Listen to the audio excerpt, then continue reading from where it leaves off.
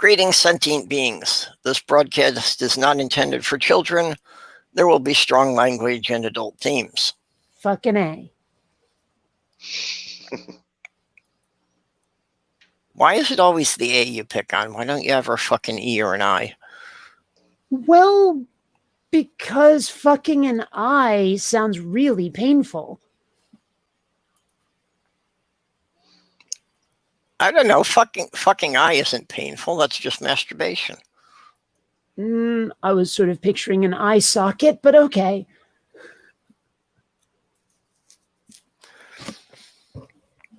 Fuckabee has 2 holes. No, you'll get stung. Yeah. True Getting that, true stung that. there would be really bad. And, B. Arthur is also quite dead. So, unless you're into necrophilia. Indeed, and, I have indeed. to say, fucking a W is just awkward to say.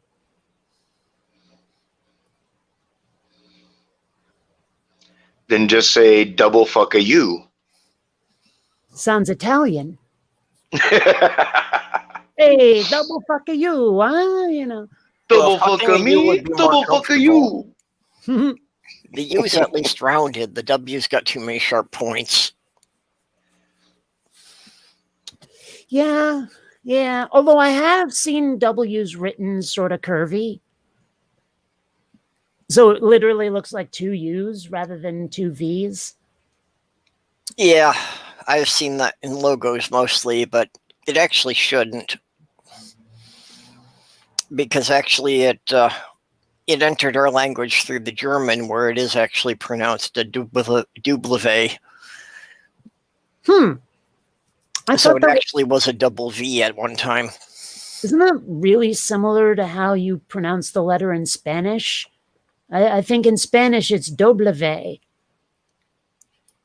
I think. I'll have to look that up, but... I thought it was German, but I could be wrong. Well, I'm not saying it can't be both. I'm just, I never took German, and I know I've heard that sound before, so, hell, both languages could use it. Oh, certainly. I mean, there are, or at least there have historically been points where they've overlapped it in places. Not so much the Spanish and German directly, but, kind of blended through the French.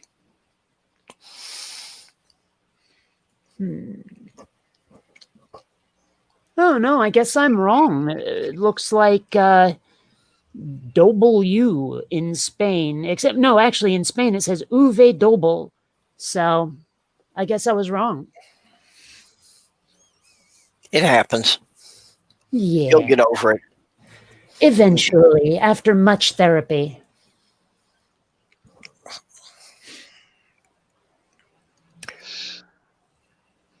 So, anyway, for today's holiday. On September 2nd, 1820, the first Galactic Alliance transport passed through our solar system, deploying a drop pod containing the first Ornous scouts deployed to observe our species. Their job here is to observe us and make reports to determine when we will be basically mature enough to make open contact. They're still at it. Now, the Ornous are especially good at this because they walk around Earth in cybernetic cat suits. Literally, they disguise themselves as cats. I see. Because as cats, they can walk around and observe every aspect of our life and be in our homes, and nobody pays any attention to them acting strange. If they tried to look human, you'd notice them acting strange. Interesting. So, that's actually part of the backstory for my novel. I chose the date for today because one of the holidays I actually found on the internet for today is Bison Ten Yell Day. Bison Ten Yell Day? Well, they spell it as Bison Ten Yell Day. Oh. But the description of it was, don't get it, it has nothing to do with bison except the name. Read Bicentennial Day out fast and it sounds like Bicentennial Day. I see. The origins of this are unofficial and unknown. How to celebrate. If you need an excuse for a celebration, today is it. Make up a character or a happy event and celebrate its Bison Ten Yell on this day. Fair enough. Someone in the chat said that it was like Blueberry Popsicle Day. I didn't see that one. Yeah. So But okay, fair I like enough. the Bison Ten Yell because it's basically a make your own holiday template. Well, there is something coming up next year that I've been looking forward to since the 90s, and that will be April 6th, 2021 is the day that Hampton and Plucky reach Happy World Land if they follow Plucky's directions, which they didn't. It's a Tiny Toons reference. It's from a special they had, and you know, it's something that Data's stuck in my head, and I'm looking forward to it coming up. Yeah, I only remember a couple random episodes of Tiny Toons. I didn't see a lot of it. Well, this was actually on a special rather than the show itself. It was called How I Spent My Vacation. Yeah. So, anyway. So, just kind of checking the side chat who we've got with us today. We've got Critical Cripple and Microraptor and Nerdy Rodent and Stool. Mm-hmm. So I seem to remember someone objecting to Kwanzaa because it was a, quote, made-up holiday. And someone had to point out, you know, all holidays are made up. Yeah.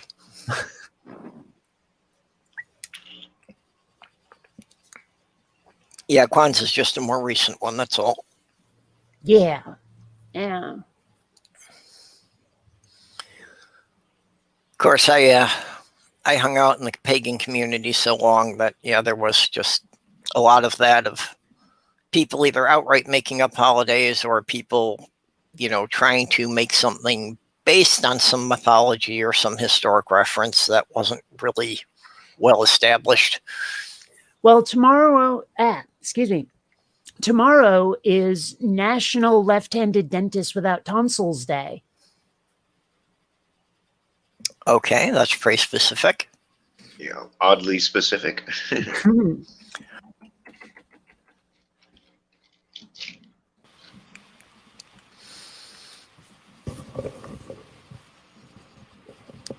Oh, Microraptor is asking, what is Kwanzaa?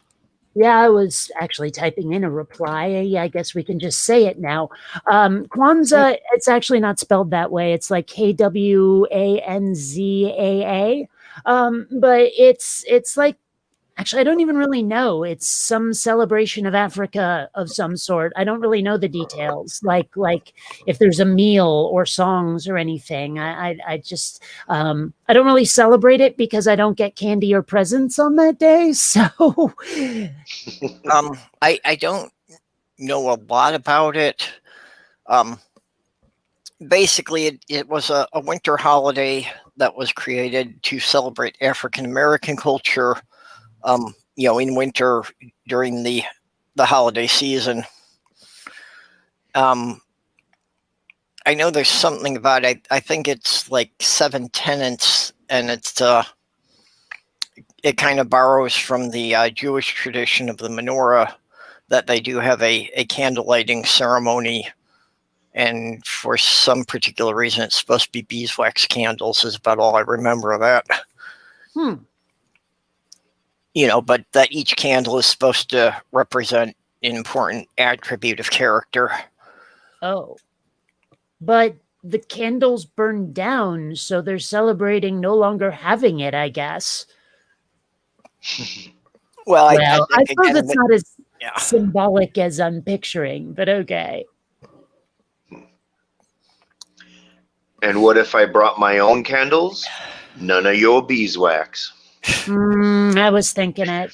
Just as long as none of these candles smell like Gwyneth Paltrow's vagina. Do remember that? Yeah. Okay. And I gotta admit, I couldn't tell if you were boggled or it just wasn't funny. Well, I gotta admit, I might not mind that smell. So.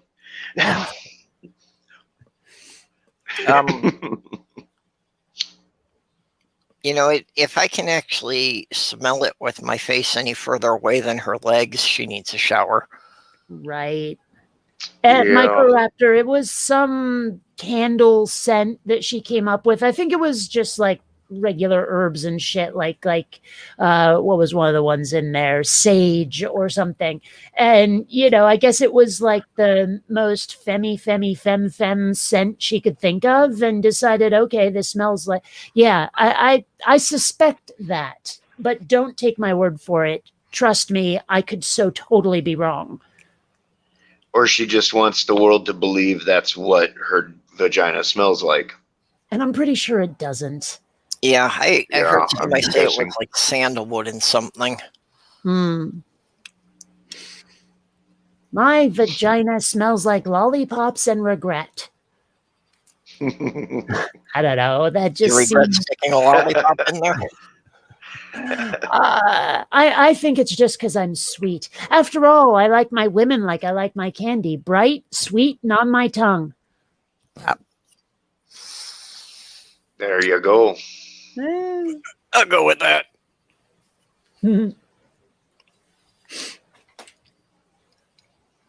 Yeah. Well, Nerdy, if you can get funding for that study, I'll participate. Sorry, I missed that. What's Nerdy studying? Nerdy says, think we needs to science this out to discover whether the candle does or does not smell like her vagina. Okay, yeah, I just hadn't come up in the StreamYards yet. Oh, I see. Yeah, I'm looking at the live chat from YouTube. Yesterday, when I was in Diana's stream, the lag on the live chat on the StreamYard page was something crazy like 2 minutes, so I don't trust it anymore. I've had it be over a minute, which is annoying because I can't highlight something off the YouTube stream. I have to wait for it to show up in StreamYards, and sometimes by the time it shows up there, the conversation's moved on to a new topic. Oh, totally. And it's even worse that they have lag for our video.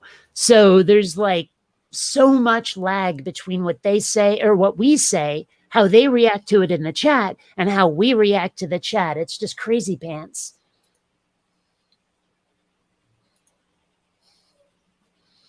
You know, go ahead and try it. We'll see how she reacts. Well, there's a lot of people who say she's hot. I don't actually see it myself, but... Well, you know what, Microraptor? I think we'll all take everyone's word for that. I know I will.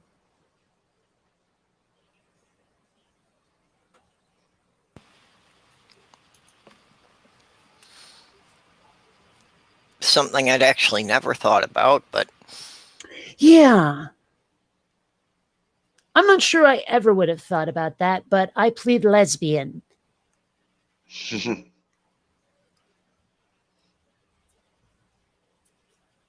I'll have to plead that as well. Yeah. The gynosexual anyway. Yeah. Yeah, you know, I imagine what Critical Cripple said there about her being very hot. Yeah, if we lit her vagina on fire, I imagine she'd be way hot. Yeah. Mm-hmm. I actually dated someone who was born male, but dressed in male clothes, always looked like he was cross-dressing. He only looked right presenting as female. Huh. How often did he do that? We didn't get together a lot, but from what I saw, it was about half and half. Huh. Interesting. But I mean, just, yeah, literally being a t-shirt and baseball cap, he looked like a tomboy. Well, you know, I have to say, tomboys are kind of hot. Yeah, but the penis thing freaks you out, so. It really does. They look like they want to kill me. Like, if they were bigger, they'd be like Shai Hulud coming after you. It's like guys that have 1/8 of Cthulhu hanging off their crotch. it is a pretty bizarre condition, isn't it? Having Yeah. like pretty much vital organs dangling outside of your body. That doesn't seem quite right. Mm. Well, that's because in mammals, the males are mostly expendable. That's true. With a mammal, if you only have one male surviving for every 10 females, the species will do just fine. So the fact that they're born in about even numbers means that most of the males are redundant. So it doesn't matter if they off themselves before they can breed. And that's basically what adolescence is about, is the males showing off and half of them wiping themselves out before they get an opportunity to breed. So what you're saying is I should be killing males. No, I'm saying if society didn't protect them, most teenage males would do it themselves. Hmm.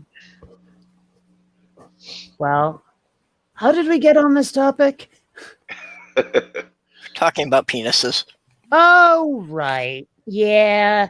And dangling organs. It does seem a little odd, but what would the alternative be? Having it be retractable? Well, in a lot of animals it is. Yeah. Dogs, it retracts pretty well. Mm. And as I understand, in most males in at least amongst mammals, there actually is a bone in it. Ew. I mean, they literally get boners. Ew. Yeah, like a dog penis has a bone in it. Yeah. When Jackson Wheat did his video on whale penises, he went to the and I'm not making this up. He went to the Icelandic Penis Museum,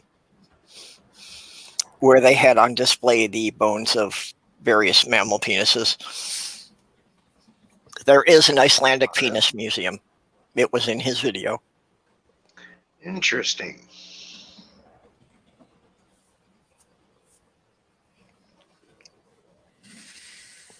Oh, I gotta stop things. Yeah, this conversation has taken a very bizarre turn. Well, yeah, if you haven't seen it, you need to go on YouTube and you need to search Jackson Wheat whale penis or whale sex. I can skip it. Yeah, well, he was provoked into doing this by Paula G and Shannon Q, that they said he had to make that video. And to what Dave said, yes, girls have dangly bits too, but they're not primary sexual characteristics, unlike dudes. Unless you're talking about labia minora.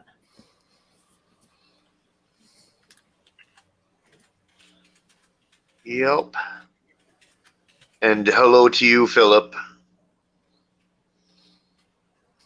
I want to know how to pronounce that last name. Lorch? Lorick?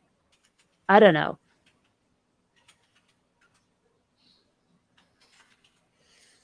But Yep, I'm not sure either. I can only guess. yeah. It is interesting sometimes, to me at least, trying to pronounce ethnic last names and just how badly I screw them up. I do try my best to pronounce people's names correctly, and half the time I'm pretty close. I'm still trying to figure out just how it is that people look at my last name and think that it's fair rather than far. I'm sorry, but an A and an H is an ah sound, and we all know it.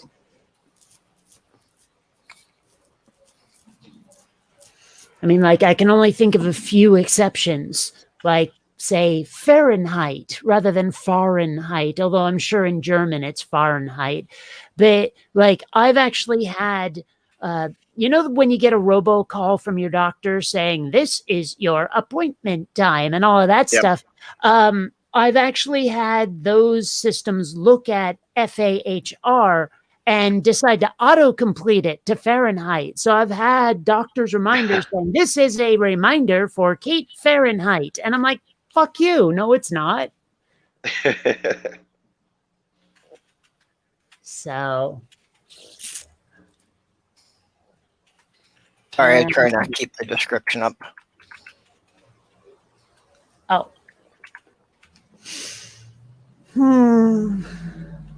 Hate to say it, I might actually have to go out today. I love going out when there's not a pandemic, but just the act of hazmating up to go out makes me think, I'm not going to bother. I don't care if I'm out of groceries.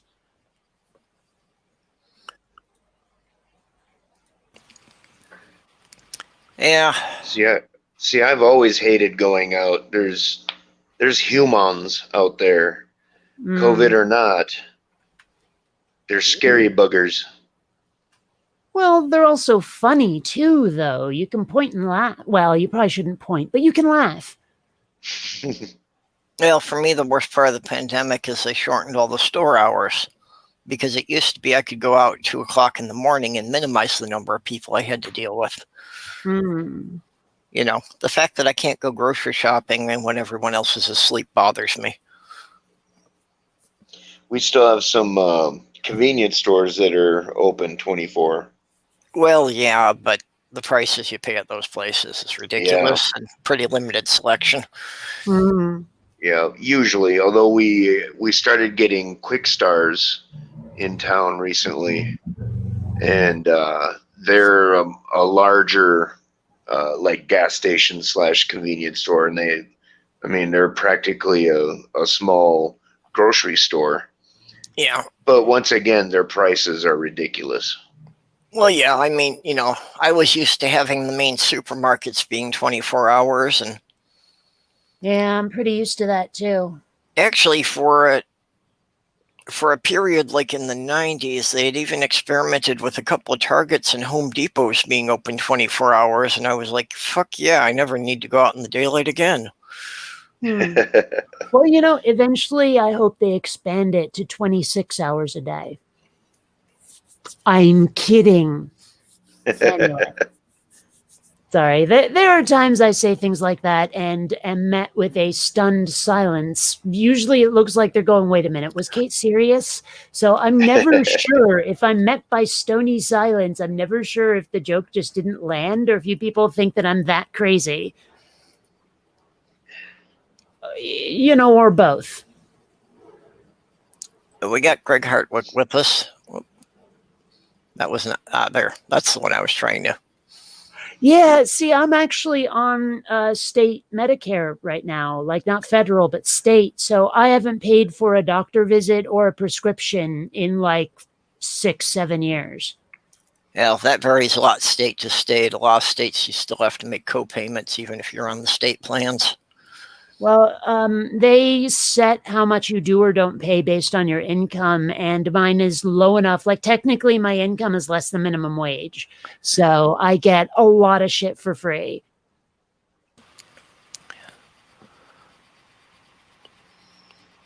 Yeah, and it is amazing how well you can live on less than minimum wage when you're not paying for housing. Well, yeah. Most of my life, my rent has been about half of my budget. Sure sounds nice. I mean, it is nice, and saying it makes me sound a bit overprivileged, but truth is, you could look at my situation as an experiment and, maybe roll it out to other people with similarly low income, like free housing like that. Why not? Yeah. And that's, I have advocated that I thought what this country really needed was to have a lot more, rent subsidy programs for low-income people. Sorry, my every time someone says a sub fill in the blank, my brain starts composing jokes using other kinds of seagoing vessels besides submarines, and I couldn't make this one work, and I probably shouldn't have mentioned it because it makes me sound lame, and I'll just shut up now. Yeah, that's okay.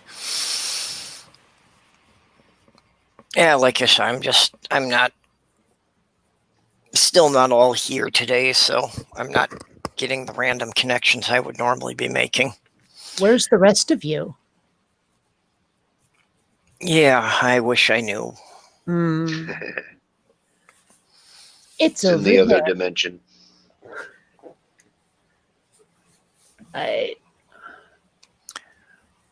Yeah, I sometimes think that parts of me are still like kind of lingering in whatever dimension the dreams take place in when I get out of bed.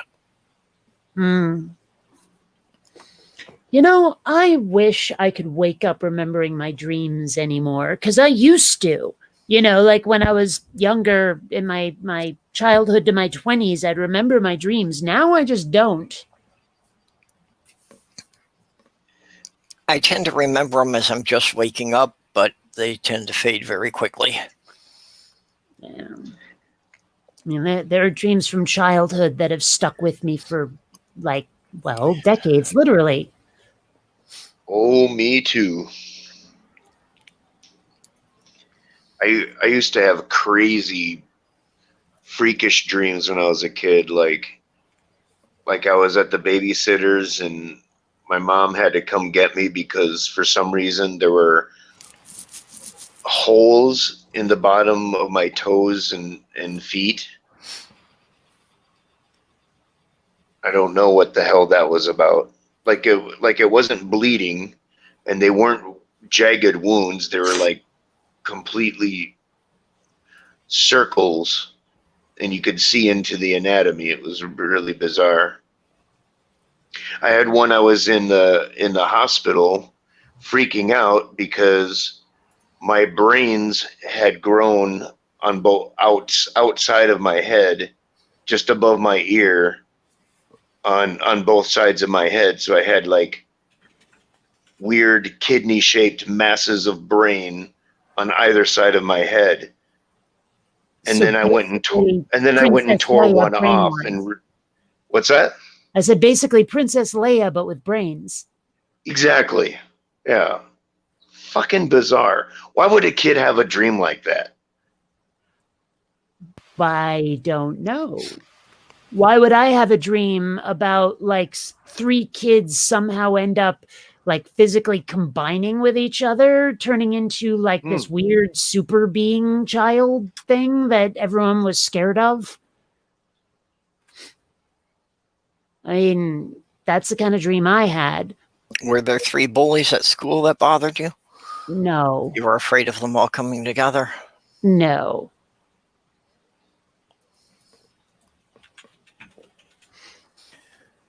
I don't know. But I mean, that's the thing, though. I mean, people were scared in more of a what is this crazy magic way more than anything else. You know, it's like, oh my gosh, kill the witch kind of scared.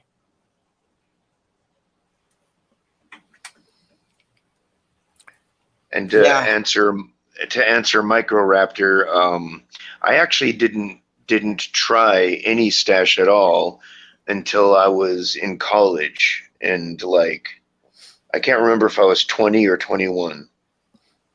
I think I was 20.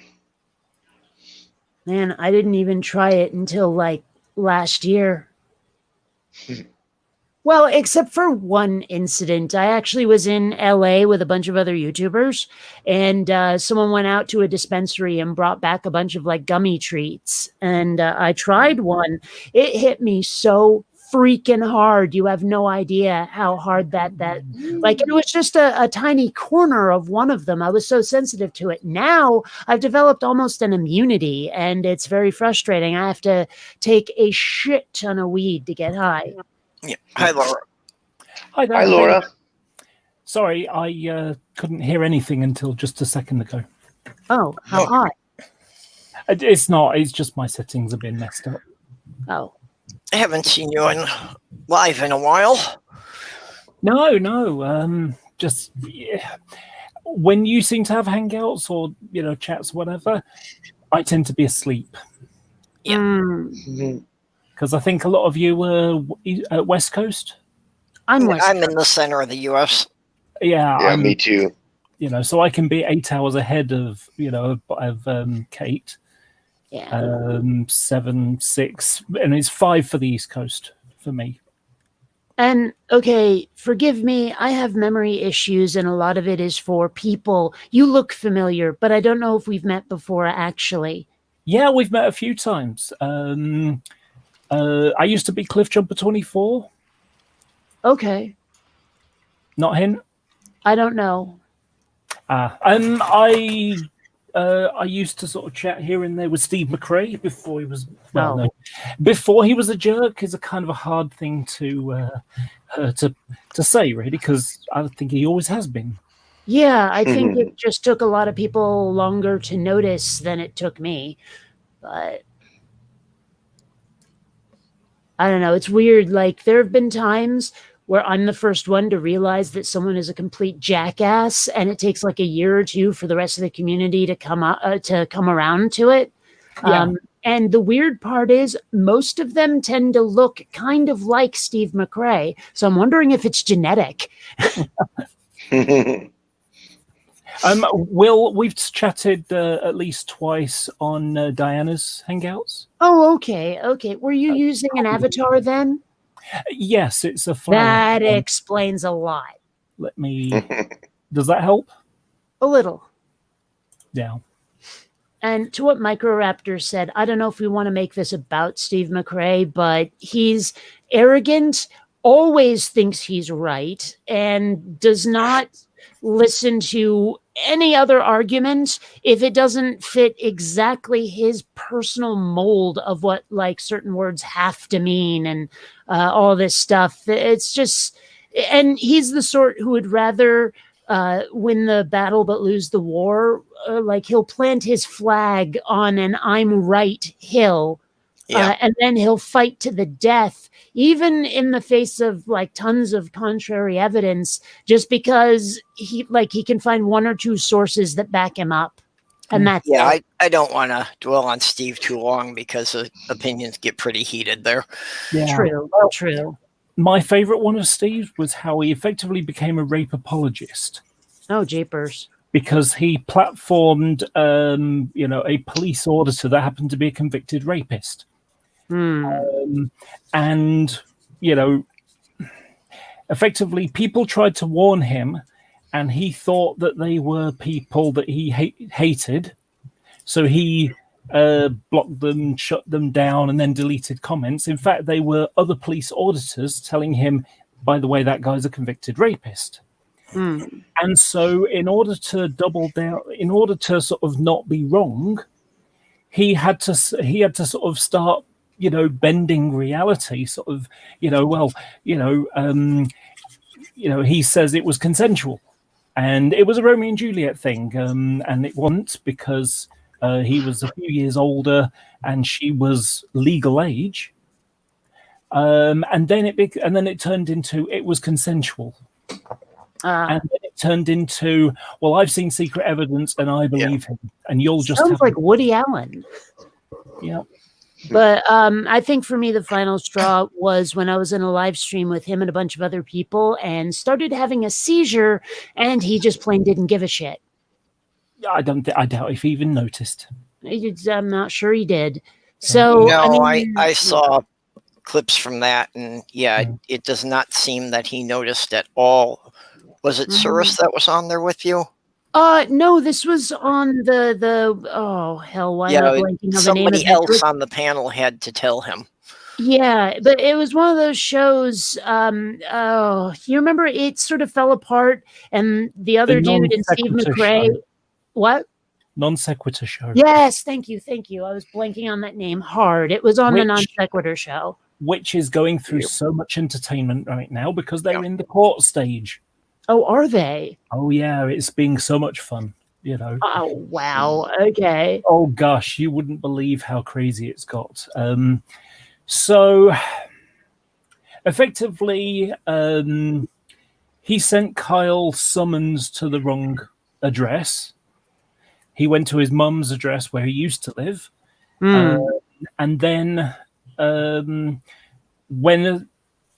sent it to the wrong address again, because what happened was Kyle put in the affidavit for his taxes and all that kind of stuff, but accidentally once out of about 5 times on the same paperwork did the wrong address. So if you imagine it was like 1, 2, 3, 4, he did 1, 3, 2, 4 once, and 1, 2, 3, 4 4 times. Yeah.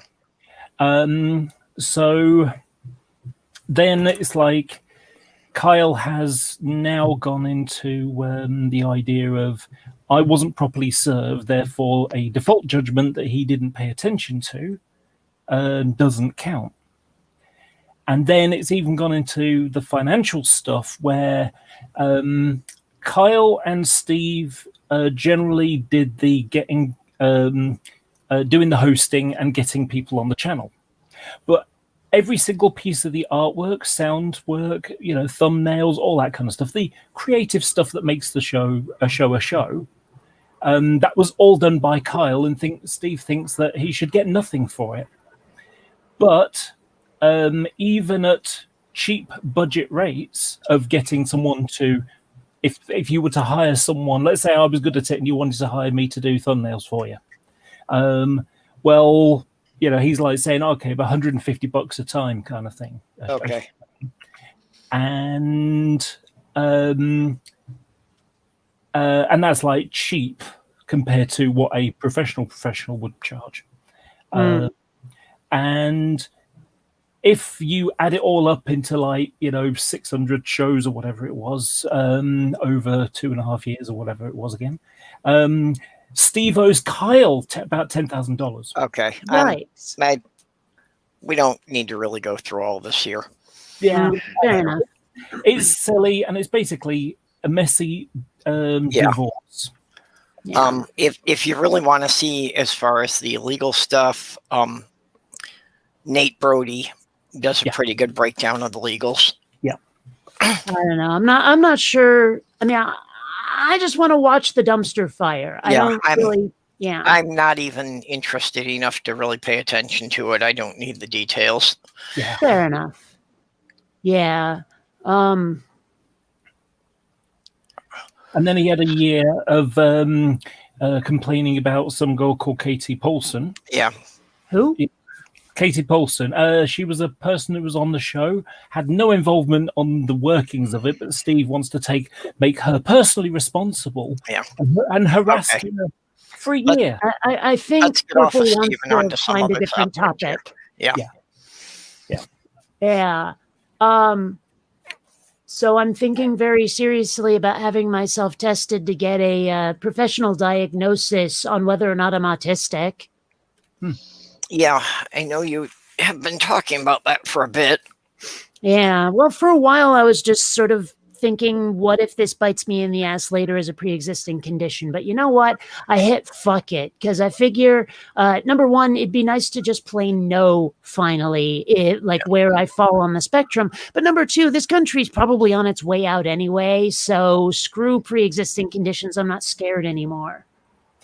I have Asperger's, a form of autism, and it made my life a lot better having the diagnosis. Yeah? I mean, I had troubles all the way through my life. I went to 2 schools with kids with behavioral difficulties because I couldn't deal with people, And so as a result, when I met a friend, I was diagnosed in 2010. I'm 46 now. So, I was 36 when I was properly diagnosed.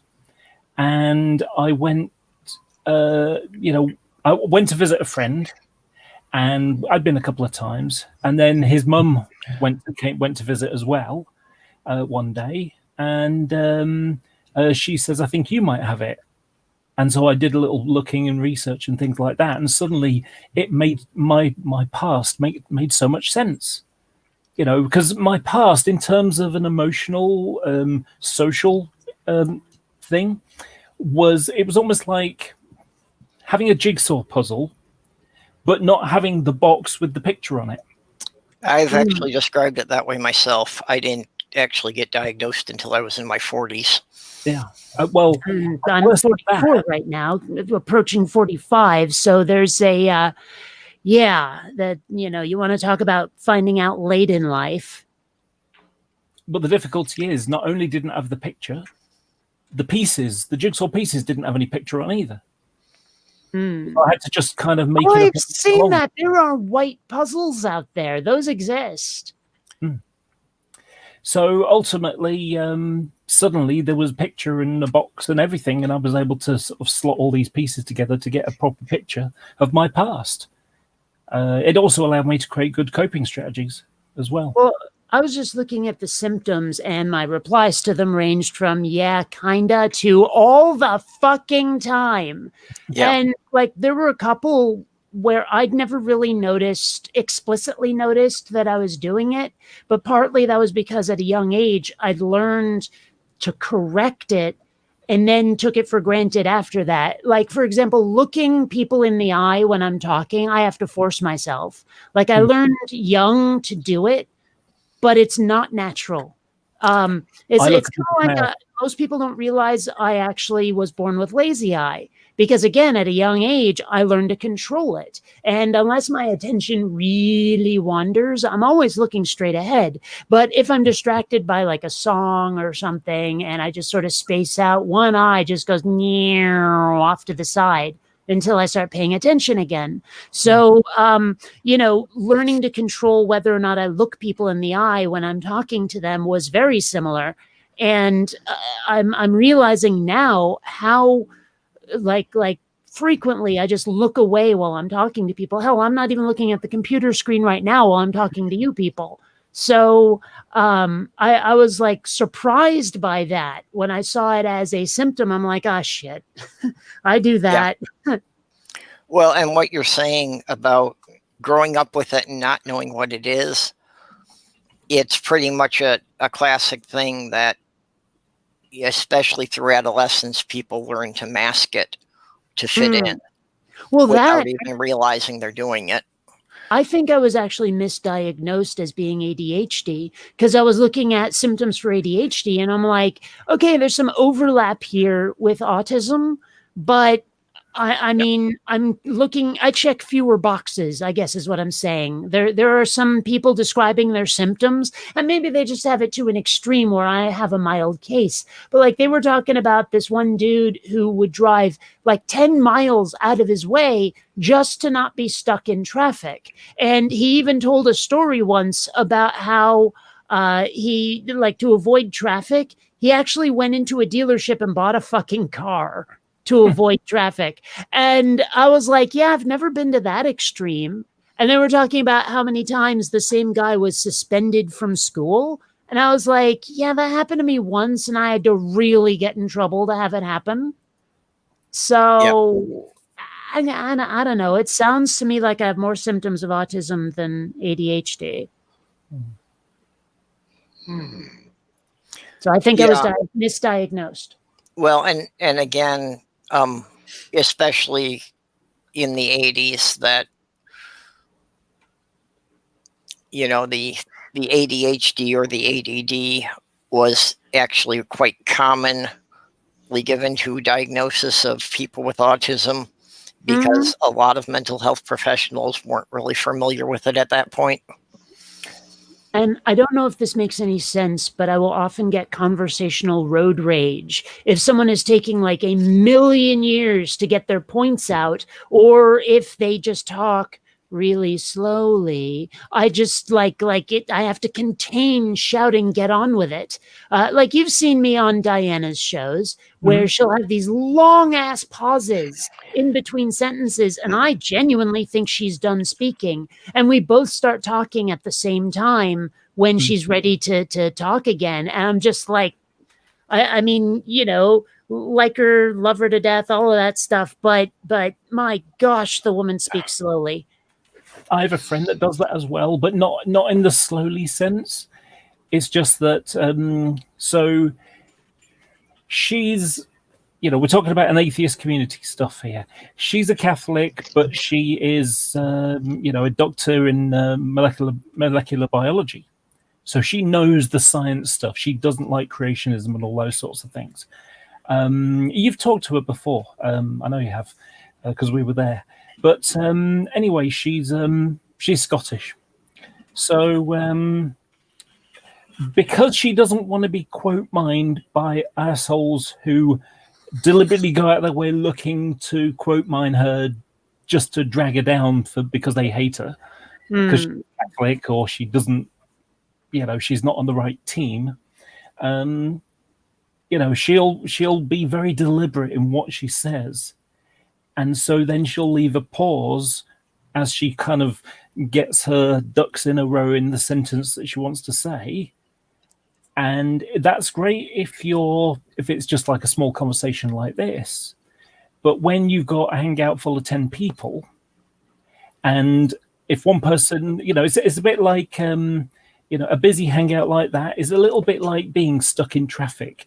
If you leave like, 9 inches between you and the car in front, someone will try to squeeze in.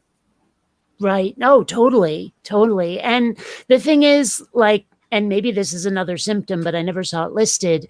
While I'm talking, I tend to be like 3 or 4 sentences ahead of where my mouth has gotten to, because just simply the lag between speaking and braining, So I don't know if that is part of why, well, number one, I tend to talk rather longer than I ought. But number 2, why I don't have pauses in my speech as much as other people, because I already know what the hell I'm going to say, sentences beyond where I'm at. So... yeah, I'm a little bit like that myself. Yeah, I think now it's just become rote. I just do it. Have you ever seen Good Will Hunting? I don't. I think I've only seen clips. Okay, you should watch it. Really good. But there's one bit where he's trying to explain how he just remembers stuff, and he says, Beethoven, and she's like, yeah, okay, well, he could just play. He didn't learn how to do it. He could just do it. He could just play. And when it comes to math, I can just play. That's the way that he described it. And so it becomes, like I say, for me, it becomes a coping strategy. It's like, how do I achieve this goal? Getting my words out to get you to understand it. So I thought you were done. No. I have 5 questions about Good Will Hunting, if you'll indulge me. Number 1, are there any spaceships? No. Number 2, are there any aliens? No. 3, are there any laser guns? No. 4, are there any robots? No. 5, What's it? Oh, crikey, I've forgotten his name now. A comedian killed himself. Robin Williams? Robin Williams. Yeah, Robin Williams once a robot in a different movie.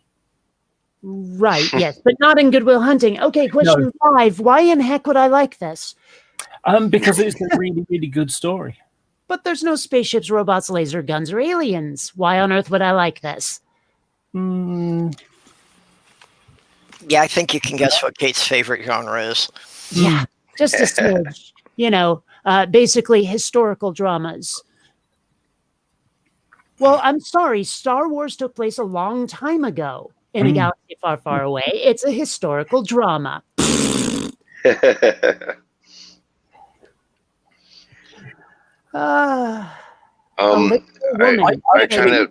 Oh, no, not what's her face with the giant face. I haven't seen her in anything, but wow, is her head wider than it ought to be.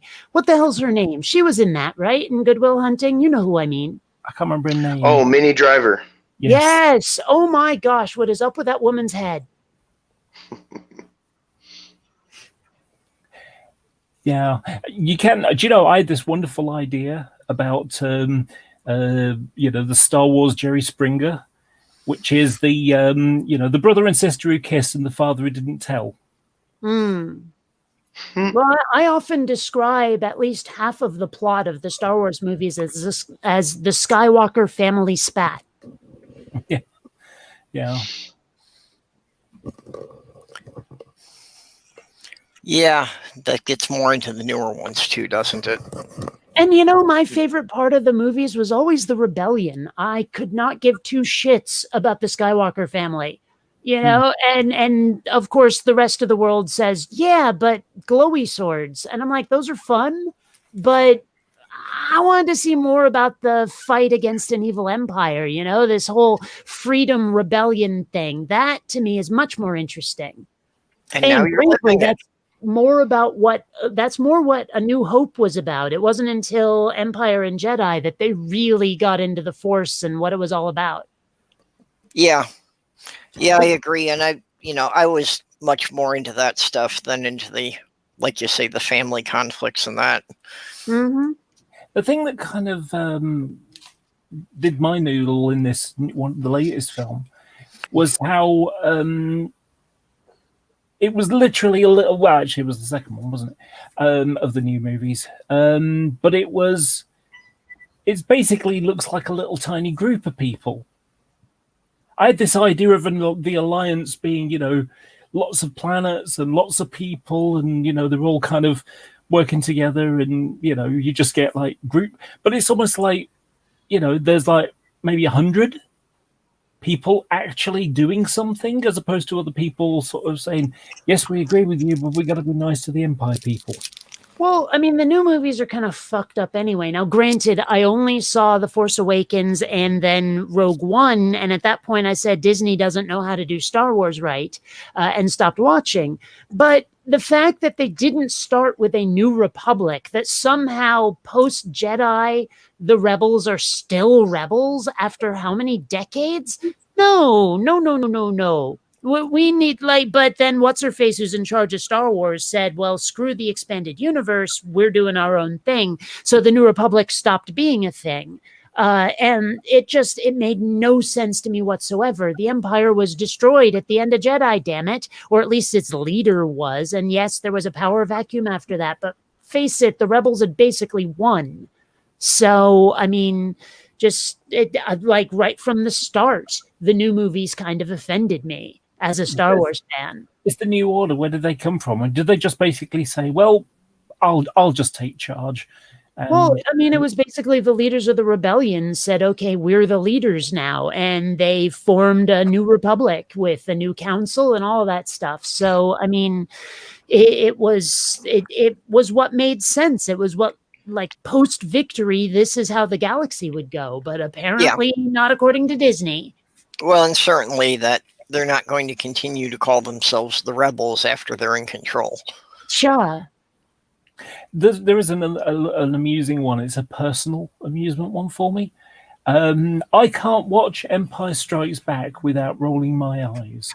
And it's towards the end when Han Solo is being lowered into the thing to become encasing carbonite. Was it carbonite? Oh, I see where you're going with this. And yes, it is carbonite. Yeah. And what happened was, back in the 80s, mid-80s, we had a copy of it on video, VCR.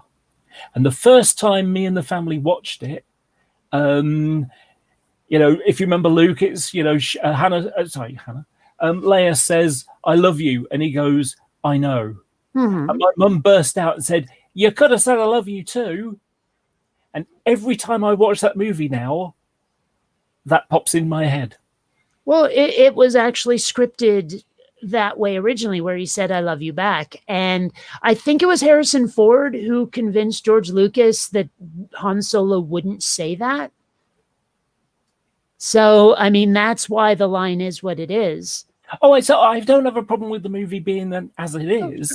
It's just a little personal, it's like, like a song you don't like, and then you hear it, and then it's stuck in your head all day. Kind of thing. I hate that shit. But also, I was wrong about where you were going to go with that. I thought it was going to be the whole thing about how, like, his hands are tied when he's being lowered, and yet somehow when he comes back up, his hands are up by his shoulders. I mean, a lot of people have pointed out how weird that is. But you want to talk about, like, specific memories from watching movies. I remember when I watched Van Helsing in the theater. Now, the director, I'd been a fan of his for ages until finally he basically turned into low-rent Micheal Bay and was Captain Special Effects all the time, and his writing really suffered because he usually wrote whatever it was he directed. Now, Van Helsing was an absolute shit movie. I mean, it was so bad. It was like watching someone else play a video game. And at the end of it, like a major character had died and her face is going off into the clouds all glowy. And some dude in the theater just shouted, "Stupid!" And everyone in the audience clapped. That was like one of the most beautiful moments in a shit movie I've ever had. I love it. That will live in my memory until I start to, you know, like break down due to old age or getting brained by someone who's sick of my shit, you know. I was lucky not to get assaulted when I watched Star Trek Generations. I'd never really liked Kirk. He's always been a bit cheesy. Yeah. And I considered that Next Generation effectively was grown-up Star Trek as opposed to, you know, more. Yeah, it just had that cheesy edge to it. And even I mean, my favorite Star Trek series was Voyager, and it's only because it stayed consistent all the way through. Because, you know, like for example, Next Generation. It wasn't until Roddenberry took a step back. So he did the first season, but the music was kind of the same. You know, still had this sort of like 1960s-ish, you know, original Star Trek thing going on. The women all still dressed up like go-go dancers. Not all of them. No. I mean, Dr. Crusher, for example, did not dress like a go-go dancer. No. She didn't. In fact, pretty much only what's her face, Deanna Troi did. And to be honest, you know, being trans, I kind of looked up to Councillor Troi. I always thought she was kind of cool. But anyway, you've managed to confuse me. Yeah, but what does being trans have to do with Deanna Troi or Dr. Crusher or whoever the hell you said? I'm very boggled. Oh, sorry. When I was younger, it's kind of like, you know, if I was a girl, I'd like to be like her, like that character. Oh, I get you now. Okay. You know, but it wasn't something I could even say, let alone, you know, entertain. Yeah, but anyway, but when Roddenberry died and Rick Berman took over, it grew up. It became much more, you know, fleshed out, if that makes sense. You know, everything was much more. I don't know. It's hard to explain. It just had a bit more flesh to it and a little, you know, more strength and muscle to, you know, what it was like. Well, I mean, I'm with you, but I've been binge watching TNG lately, and it surprised me how often they don't boldly go. So much of it is about like the crew or the holodeck breaking or whatever. And it's like, yeah, when was the last time you guys actually beamed down to a planet and like encountered some weird anomaly? It's not happening anymore. Well, you always have to remember that it's a drama show. It's not really, I mean, it's a sci-fi drama. Okay, So but they start per people and stuff like that. It's not about shooting phasers. But the opening monologue on the theme song describes the mission of the Enterprise. If they wanted to say, yeah, we're on a mission, but fuck it, this is a soap opera, okay. But they don't say that at the beginning of the show, do they? No. Well, the problem was that they beamed down to a planet in every episode, but they had to edit a lot of that out where all the people with red shirts got shot immediately. Yeah, TNG, the red shirt people aren't security, but okay. Yeah. That was my point, actually. Yeah, red shirt. It was like, you know, Ensign Expendable. Go over there and check something. Right. But anyway, so jumping to DS9, for the first 2 years, it boldly went nowhere.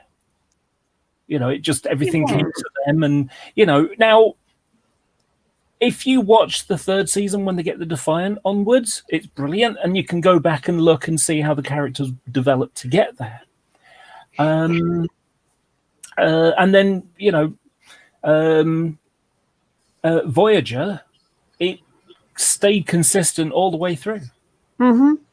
Now, to one thing you said a lot earlier about like looking at, was it Dr. Crusher you said that you looked at and said, I wish I was like Troy. her? But Troy. oh, it was Troy. Okay, wow, can't imagine wanting to be like her. But one game that I, as a lesbian, play is, do I want to be her or do I want to fuck her?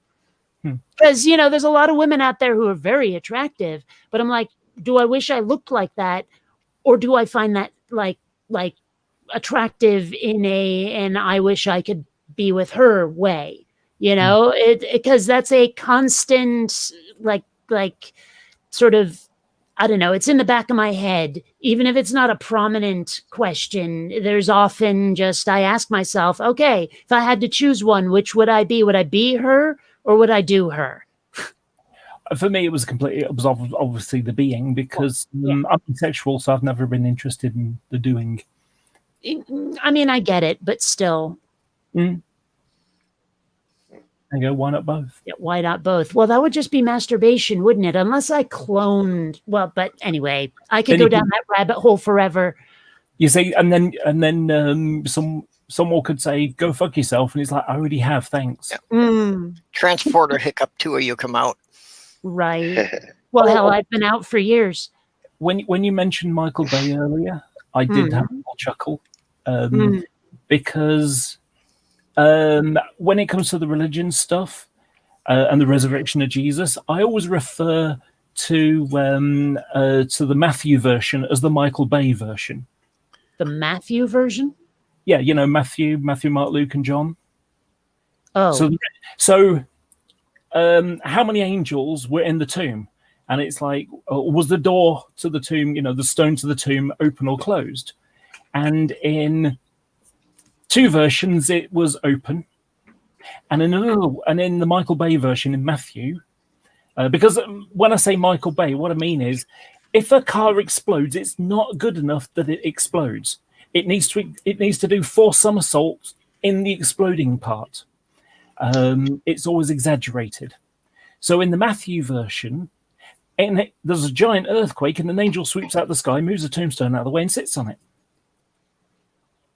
As opposed to the door was open when they got there. Okay. You know, so like I say, I just find the Matthew version, the sort of like, kabowie explosion version. Really, though, the way I was describing it was literally the dude is like low rent Micheal Bay, as in he wants to be Micheal Bay, but he's just not as prominent, I guess. But his films definitely, his later films followed that Micheal Bay mold. His earlier films were actually pretty clever and fun, but then after a while, he just turned into Captain Special Effects, like I said. Yeah, I was a big fan of the original Transformers, and I can't stand what Micheal Bay did to them. Oh, now, if you want an actually good live-action Transformers experience, Bumblebee is the best thing you will ever see, because it's like watching, if E.T. was a robot, that would be what Bumblebee is. And it's like laden with 80s references, and it is just so much fun to watch. Where the other, like the Micheal Bay movies, because this one was not directed or written by Micheal Bay, the Micheal Bay movies are just fucking shallow and shit all over the original material. I have, because I'm a Transformers fan. I grew up with them. My username before I changed to Laura was Cliffjumper. So, you know, it's all in there. I have all the comics from the 80s and so on. Anyway, so I really didn't like those movies for a couple of reasons. Number one, and it's more a personal one, why wasn't it set in the 80s? Okay, whatever, it's set now, fine. It was the way the model, the characters, the Transformers themselves, it's like you couldn't, they were all mostly grey with a bit of paint on them. So when you got Optimus Prime and Megatron having a fight, it's like you can't tell where one ends and the next one begins. There's no hard lines to separate them like you had in the comics, cartoons, that kind of stuff. Then you got Optimus Prime, who's got flames on him as a truck, and it's like that creepy fucking face they gave him too. the face wasn't as bad as the. It was fairly close to the original style. No, it wasn't. The original was just a like textureless plate. Yeah, that's what he was like. Yeah, it was just like But ironically, he in the looked, Micheal Bay movies, not at all. He looked bizarrely like this weird anthropomorphic. It just didn't. I found it extremely creepy. But that's another good thing about Bumblebee is it starts with this scene on Cybertron because it's like a prequel. It takes place before the Transformers ended up on Earth, and so like all of the Transformers in this scene on Cybertron look like Gen 1 Transformers. They look like the Transformers from the cartoon show. And when I saw that, I was like, oh my gosh, we are in such good hands here. I agree tons about Bumblebee. It is the best of the new Transformers movies by far. you might find these interesting. This is something I painted in 1999, 2000-ish. I was basically teaching myself how to do manga stuff, so I sort of, had a little play around. I'd never done that kind of thing before, so I thought, I wonder what that would look like. So I sort of drew some pictures that I thought were quite cool. Well, if that's your own work, my gosh, that's good. Yeah. I mean, I've never really developed it because I just wanted to see how it would look. But anyway, Also, so it didn't take very long. Then I went and merged the manga style into like that. So jazz. Yeah. Yeah, that's really good. Although I have to admit, I cringe every time someone says manga. In Japanese, it's manga. Okay. I actually wasn't aware you were such an artist. So, Yeah, me neither. I actually did this one as a commission, Ramjet. Oh, And I've largely copied. There's a guy, Jeff Senior is the artist, and I just thought his style was really good because the comic book artists, for example, Andy Wildman, he had them a lot like, you remember Terminator 2 and the bad Terminator, mm-hmm. And it was like almost like a living metal. Mm-hmm. Rather than this form, which is like, you can, like, here's my Optimus, oops, sorry, going the wrong way. Optimus Prime. And if you look, the eyes are basically look like sensors that can sit on top of the hole behind them or something. Yeah, there weren't any actual eyes, just kind of flashing lights. Mm-hmm. Probably made it way easier to animate, I have to say. Yeah, and the only so when it came to the movies, as again one of the biggest problems that I had was that they were just too intricate, and I mean, you can imagine there's like holes in their legs and cogs moving and whirring and things like that, and you think, okay, Optimus Prime probably has to spend 20 minutes of his day with his one leg on front of his knee, picking out bits of earth twigs and rocks and stuff like that got inside him. Well, I would imagine like robots as complex as these would have to have some sort of automated system that does that for them. Maybe. But, again, it's like, why have all that extra clutter going on? And it dawned on me there's a simple reason. And that is that Transformers is not going to get an Oscar for the story. It's not going to get it for the acting. But it'll probably got a real good chance of getting it on the animation. See, the thing is, I mean, they could potentially make an Oscar-winning movie for something other than special effects. It would be difficult. I think there's probably a bias on the part of the Academy where they just go, sci-fi films can't win unless they're like highbrow and snooty. I'm looking at you, 2001.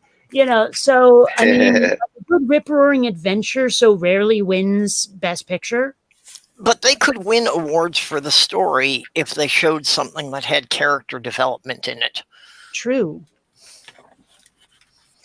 But I think that the attitude that it will just be axiomatic that this movie cannot win. I find that a little frustrating, I have to admit. By the way, I'll just show you how I develop the figure. I start off with basic shapes like this, and then just add the intricate details of what they look like. So this is basically the same picture. Sorry, it's all reversed. So that's basically the same picture, and I've just gone and tweaked it a bit. And it's actually not too far off from how I create a 3D model in Max.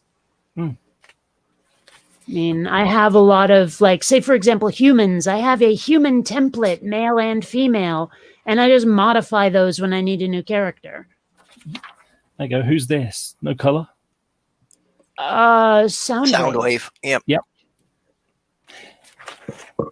Yeah, so I just basically create them like that, then just draw the extra detail on and just build them up. So there's a hot rod ready to be painted, or Rodimus Prime even. Nice. But then they got bored with it and never did anything more after it. So, well, I mean, as long as we are sharing work, like stuff we've done, perhaps I shall share my screen if Purple will let me. Sure. My animated project right now is going pretty well. That's the poster for it. No. So, yeah, the actors were all pretty great and really easy to work with. And while I'm right now in a segment that has a shit ton of lip sync, a lot of dialogue, and that can get tedious, it's still some of my best work ever. So that's what I'm working on. There's another one that I drew.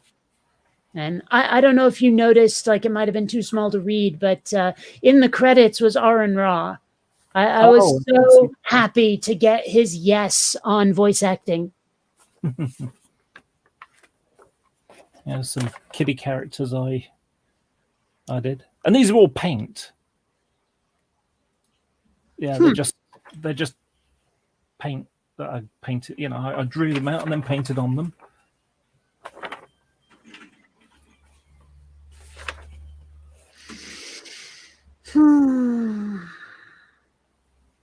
I'm thinking at some point I should probably eat breakfast. It's almost lunchtime. It's 7 p.m. here.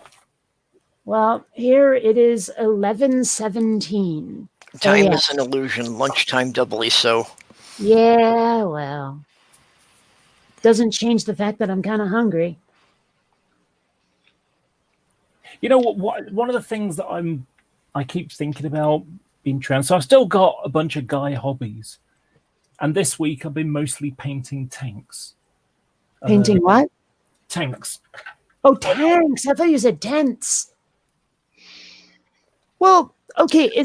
Are there really boy hobbies anymore? I mean, a lot of my friends are getting as into sci-fi as I've always been. I'm like, finally coming along with me. Damn, you know. It's like I've been having to hang out with boys all the time because you people take it as axiomatic that girls can't like sci-fi. What the hell? And it's only recently that this attitude has begun to change. I've also wondered for a while, because it seems like most of my friends who are my age are into the same stuff I'm into. And they have kids who are into the same stuff they're into. And that's got to be really interesting for the kids, because when I was being raised by my hippie parents, I could not get them into anything I liked. It was just so far outside of their bubble. And I have to wonder, like, has our world changed in that fashion that now parents and kids are able to get into the same stuff? Or is this just I'm in a bubble of nerds and geeks and it's not like that in the real world? I think it comes down to there's a lot more access to things. Well, You know, like, for example, when I was younger and you'd have like the top 40, the music, it would be, you know, the best time for my generation was like when you were 18 or, you know, 18 to 25, a bit younger, a bit later, that kind of thing. And then you get to a point where the other stuff that comes after is kind of is young people stuff, and the generation before me was old people stuff. Well, I've also Well, there's a hypothesis Let that me finish. I just need to finish. Whereas today, young people have access to everything anytime they want because it's on Spotify or iTunes or whatever. So they can access what, they can listen to heavy metal from the 70s and 80s. And they're like, it's like, almost like they're learning, they're picking up new stuff that they'd never heard of before. It's like, wow, this is really good. Old movies that, they wouldn't have looked like. My kid brother, he's 14 years younger than I am. He's never watched a black and white movie because black and white movies are old people's movies. And yet I there's great do ones. find it frustrating to watch black and white movies sometimes, but for a lot of other reasons. I mean, the black and white is kind of annoying because it feels like there's a missing detail. But a lot of the older movies, the music is deeply annoying because unlike, say, modern movies, they didn't use a full orchestra. And so a lot of what the instruments they did use were like annoyingly high pitched. There was very little bass to old movies. And so the soundtrack just sounds screechy. And that's why I won't watch most black and white movies. And of course, if I try to watch black and white sci-fi, so much of it is just so goofy, cheesy, low-tech with the special effects and all that. I mean, like I was watching The Blob, the original The Blob with Steve McQueen, and there were a couple of shots where I'm like, that's not the actual building that we've been seeing people going in and out of. That is a painting, and I can tell so easily, So, I mean, there's that. But one of the hypotheses that I've heard actually is just simply that generations before Gen X had to work like all the time, far more than present generations do. And so their priorities were different. They couldn't just sit around and like lounge around and watch stuff. And I think that's part of it is that like younger generations from like Gen X on, we had that leisure time. And so we were able to get into this stuff as children and we didn't have all of those work-related hardships. And so now that our generation got into it, the generation we spawn also has that leisure time and gets into it. And I think that's a factor too, is just what your parents were into and able to do and what you were. And now we have that convergence between generations where before we never used to. I can see some of that. I do see more, intergenerational things, and I'm going to have to plug a personal favorite example here. The Con of the North Gaming Convention is now in its like 28th year, and it's completely volunteer run. And what I really love seeing is that the people who are on the organizing council for it now are mostly the sons and daughters of the people who originally started it. Yeah. And Patton Oswalt was talking about getting his daughter into stuff. Like, I forget what it was he said he showed her and she just wasn't into it, but she absolutely adores My Little Pony, which is totally a geek thing for adults too. I mean, so there's like bronies is a thing for a reason. So I mean, like a lot of it seems to be just parents introducing their kids to stuff. I remember, I think it was him saying he was looking forward to showing her The Princess Bride for the first time. And I was like, all of this makes so much sense. Our generation is just like indoctrinating our kids into sci-fi rather than actual harmful shit. That I've been chuckling as you were talking because I've got so I have a little chat with the two friends and me, and we just have a Skype call between the three of us, and we'll just chit chat. Well, Karen, American, lives in Maryland, and she has never seen so many movies. And we almost have a joke, because we kind of like tease her a little bit about it. Because what happened was, she's black. She came from a, okay thing, but she only ever watched movies on the cinema, at the movie theater, And so if there was a rival movie on, she didn't get to see the other ones. So it's like, have you ever seen E.T.? No, because I was watching it. Or no, have you ever seen Gremlins? No, because Ghostbusters was on at the same time, and because I watched Ghostbusters, I couldn't watch the other one, and I don't, and she hadn't seen it on TV. I mean, unless you've shown it every Christmas for 10 years in the UK. Yeah, and I think that is a big thing, that the internet has made the stuff so available that I think, even when I was raising kids in the 90s, that there were like shows in that I liked, but I wasn't really able to show them to the kids I was raising, because aside from the ones that I could buy on videotape, they just weren't available. Yeah. And also, there was a weird thing, and I never understood it because I like both. But you were either a Schwarzenegger fan or a Stallone fan. You couldn't do both, and I don't know why. I don't know why this needed to be a thing. Well, we had something very similar when I was in middle school, except it was Tiffany versus Debbie Gibson. Yeah.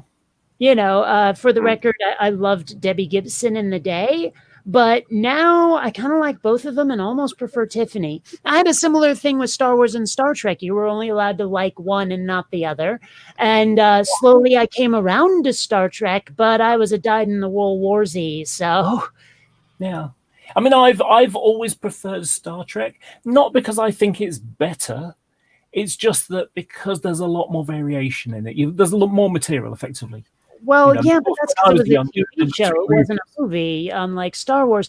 I think for me, one of the reasons Star Wars won was just the presence of single-seat, high-speed, stick and throttle attack fighters. It always bothered me the way in Star Trek, I'm like, you are flying that ship by typing. Typing! That is not how ships are flown. Unfortunately for starships, that's probably a lot more realistic. Well, yeah, but I'm like, what if you have to make a sudden maneuver and you're so busy calculating the vectors that you miss the turn you were supposed to make?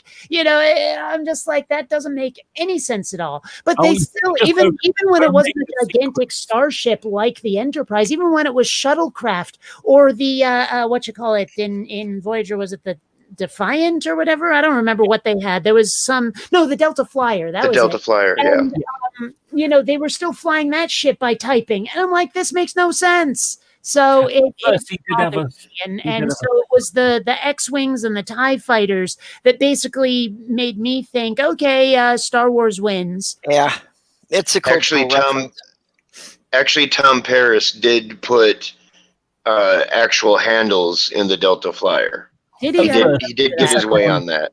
Yeah, the second one didn't, though. Examples of Star Trek being Star Warsy enough for me to say, okay, you might be able to compete. That was another reason I loved, say, Babylon 5 and the original Battlestar Galactica, is that ships flew in a more intuitive way. Yeah. I have to say that I like Babylon 5, but I preferred Star Trek. Yeah. And it wasn't that I thought Star Trek was better and Babylon 5 was worse. It was just I didn't get into it from the start. And I would give it a try for even a couple of episodes and have no idea what the hell was going on. Well, that's because it wasn't it wasn't until I borrowed the DVDs off my friend, 3 seasons worth. It's like, okay, yes, this is good. Well, like I said, it had a 5-year story arc that was planned out from the beginning, unlike Star Trek, which started out purely episodic. Oh, yeah. Well, it always was episodic, of course, and except for the movies. And that was why I liked it, because you could just... episodes eventually. Yeah, it was good. That's why I like Star Trek, because you can just watch any episode, and that's it. And even if it's a double-parter, you still get the last time on Star Trek, Well, I don't know. Oh, hey, that's Stool. I recognize that room. He doesn't even have to be on camera. I know that's Stool. Yep. My ladder's still a foot taller. I bring you my ladders. And your mermaids and your falcons, apparently. I have to say, those ladders are really small. However, this could be a Father Ted thing going on. They're in the distance. I was surprised I enjoyed that show. I watched it on like Netflix or something, and I was going, wow, this is better than I thought it would be. That is still one of the funniest clips ever. I still laugh when I see it. Yeah. And I like, because of the thumbnail they showed, I totally thought the old dude was the main character. I thought he was Father Ted, and he totally isn't. It's Just a classic. for the people who are watching and don't even understand the reference, they're basically, they live on this island, and there is a couple of priests. And Father Dougal, he's like a simpleton child. And they're in a caravan, and just this very short clip. And it's like, okay, I'm going to explain this one more time. Okay. And he's got a cow, a toy cow. And he goes, right, this one here is small, but the ones out there are far away. Small, far away. Well, they did something like that on Malcolm in the Middle, actually, with popsicles. And like one of the brothers, he's like, my popsicle is bigger than yours. And Malcolm grabs his hand and pulls it closer to his own popsicle and goes, no. And Reese is like, oh. Yeah. You know, the only thing I can't stand about Father Ted now, though, is that one of the writers is a complete and utter asshole. Oh. He's a transphobic jerk who decided that he was going to become the spokesman for the feminist movement and harass trans people, all because he wrote a clip in a TV show where, a guy and a girl sort of starting to get close together, and she has to point out that she's transgendered, and then they end up with a fight, and he, punching her, that kind of stuff. And people went, yeah, that's kind of shitty, don't you think? And his response to that was, I shall now become a transphobe. Well, I have to admit, when it comes to Decepticons, I'm a bit of a transphobe. But other than that, you see, Yeah. I'm sorry, I can't resist. I hear that in my head every time someone says trans anything. It doesn't even have to be transgender. Well, you know what's funny? Well, I still have a problem when I'm looking for parts, because now if you try to enter Transformer, like on Amazon looking for electrical components, you don't get very far. I've had that happen. It's like if there's a remake of a TV show or a long overdue sequel to a movie, and you start looking up the original, you'll only get the new one. Oh gosh, I have a similar frustration, but it's a completely different type of one. So I'm into model trains. Okay. So I'm into model trains. What will happen is I'm looking for photos of a specific loco from the 80s or something like that. But what happens is the engine has been preserved. So it's now on some little railway line somewhere or other. And so when you type in the number, you'll get 50,000 photos of it from last year and the year before and the year before that. But you end up with, maybe 20 or so in the middle of some of those thousands of photos. And more annoying still is when you get one person who just went like, took 15 photos and uploaded all of them. Kind of makes research a bit difficult. Yeah, I run into that a lot with the historical stuff. I mostly do like World War II naval history. To what Amiga Nuts said, my high school actually had a video toaster, and I got to play with Lightwave 3D, and that's what got me into animation. I'm sorry, I'm just kind of, when you said you were into naval history, I'm sort of thinking, well, Winston Churchill had quite a big naval, I believe. But was he an innie or an outie? Oh, the video. Yeah, I don't think Churchill ever came out. One thing that amuses the hell out of me is that there are actually plastic surgeons out there who will correct your outie if you want them to. Two things. Yeah. Winston Churchill was a very mucky puppy because he used to take meetings whilst he was in the bath. Secondly, if you've got an outie and you're a proper person, it will eventually become an innie. I speak from experience. Okay, not always the case. My fiance had an outie. And my fiance was actually surprised to find out that belly button lint was a real thing. My parents did not have an Audi, but they did have a Toyota. Oh, for God's sake. So they had a stuffed little green guy with pointed ears? Oh, did you hear about that thing that happened like a couple of decades ago where this company told the employees like the employee of the month will get a Toyota? And so this one woman, she worked so freaking hard, like harder than anyone else, because man, did she want that Toyota. And when they said, okay, you're employee of the month, come out and receive your prize. And they literally had a toy Yoda. And she was so fucking pissed. And to the point where she sued them and they had to give her an actual car. Well, yeah, if they spelled it out that way, yeah. I don't know if they ever spelled it. I think they just said it. But then again, I don't have that details, so don't quote me. One of the greatest jobs I saw was, you know how on the Toyota pickup trucks, they've got the name printed across the back? Sure. You know, and they made like the mini pickup trucks. And there's a guy in Minneapolis who has one that he had that tailgate panel redone. So instead of Toyota, in the exact same typeface, it says Tonka. Nice. You know, and you really have to do a double take to catch it. Well, actually, I remember I was walking around San Diego, and I have a thing about license plates. I don't know what it is, but this. Oh wow! I wonder if that's a symptom of autism. I keep looking at license plates and noticing stuff. But whatever, I saw one. This one woman. She drives up to the stop sign. She stops. I'm walking down the crosswalk. I look at her license plate, and it says "Ew, boys," and I was like, "Dude, that's fucking awesome." I think the best one I saw, so British registration plates, they, you know, MA will be like Manchester, then there's 2 digits, then 3 letters.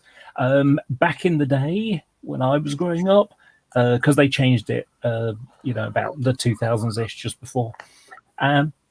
So it used to be 3 digits, 2 numbers, a single digit. Then they flipped it around, so it was 1 digit. So for example, my mum's or the family car in what was it, 89, I think it was. It was F, because an F meant there's a certain year of registration. 86. So, yeah, F453 FTT. No, we bought it in about 89. E registration was mid-80s, about 87. Yeah, mine was E143WAK. Right. Now, still remember that.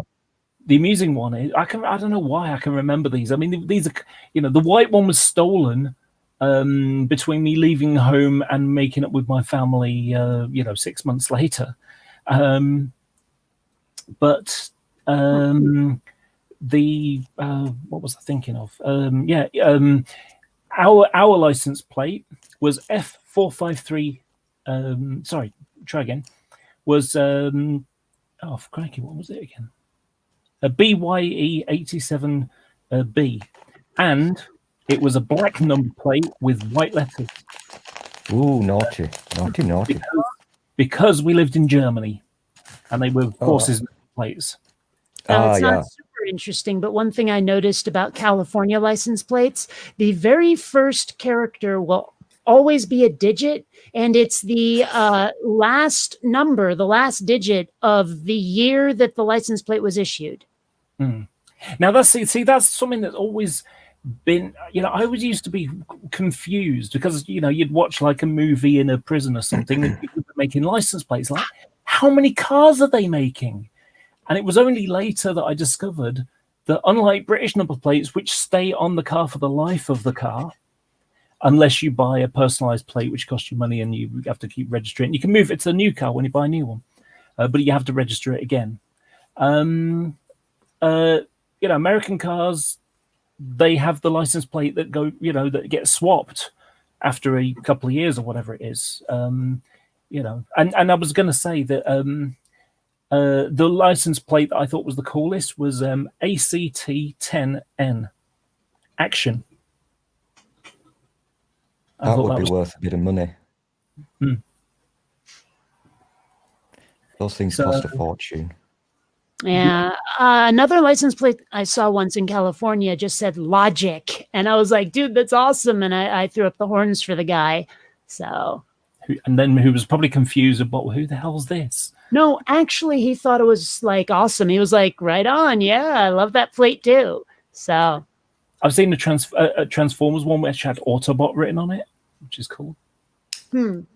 Well, let's see. Where the hell is my? There it is. There's the webcam. Let me turn this on real quick. There is my wall of movie plates. Cool. Well, and TV, but yeah. Assman? Assman, that's from Seinfeld. Oh, okay. Well, Do you and of recognize course, Night and Car? that's from Out Knight of Time. Rider. Yeah, Out of Time. Yay. Yeah, Rylos, of okay, course. I know that one. Which one? Rylos? Yeah. Rylos, yeah, that'll be Staff. What was it? The Last Starfighter. Yeah, the Last Starfighter. That was it. And of course, Ecto 1 is Ghostbusters. THX-138 is actually not THX-1138. It's from American Graffiti. Anus Tart, or A New Start, is from Arrested Development. I think Jurassic Park is obvious. Then we got the Blues Brothers, and Miami Vice is up there, and like Ferris Bueller, the one that says nervous, that's Ferris Bueller. Lawyer Up is from Breaking Bad, and I think so is The Captain. Eagle 5 is Spaceballs. So, yeah. I recognize THX-138, but I don't know what from. Well, it's from American Graffiti, the movie American Graffiti, but it was directed by George Lucas, who also directed THX-1138. So, he put a sly reference to his other movie in his movie. And so that's where the license plate is from. It was driven by Harrison Ford, the truck that it was on. All right. So, yeah, like I said, I got to think about license plates. But noticing patterns is that other people don't notice is one of the reasons or one of the symptoms of autism. And given that I don't know anyone else who's ever noticed that license plates start with the date of the year it was issued, but I sure as hell did. And, I just wonder if that's the kind of detail that autistic people notice. Also, it's the weird retaining of things as well. I mean, for example, as I said, I'm into trains. Now, if you gave me a number, a locomotive number, I can tell you what livery it carried, what color scheme it carried in 1992. Have you got this sounds perverted, but don't take it the wrong way. Have you got a nice setup with your trains? Well, not at the moment. I'm going to be building a new layout very soon. Oh, that's so cool. Yeah, but I've got a lot. I'm about, I can't remember what it is now. It's probably about maybe 10 or 12 items of rolling stock away from 1,000. Oh, wow. And I jokingly refer to myself as a circumcision standard modeler. You go all the way or you just don't bother. So I do some very extreme detailing. Awesome. Oh, wait, I never turned off my webcam. Oh dear, we're going to see your bottom again. Yeah, that is awesome. I lost.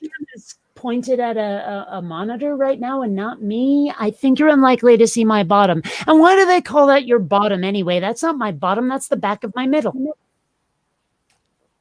I lost all my Hornby stuff. Well, I didn't lose it. It got didn't end up with me, and I do miss my trains.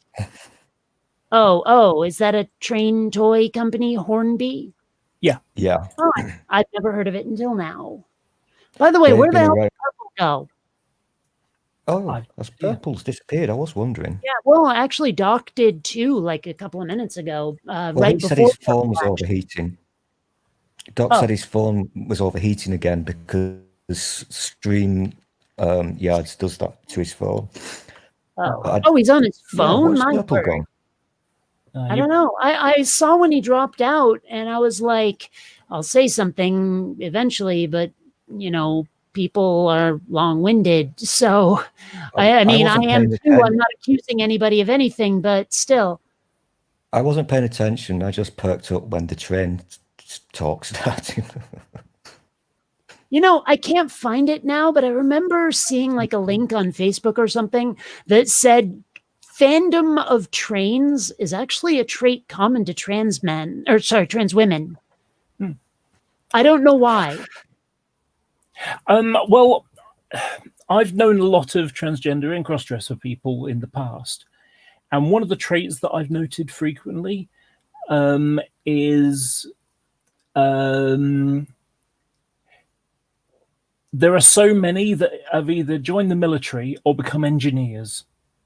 How odd. And I think what it comes down to,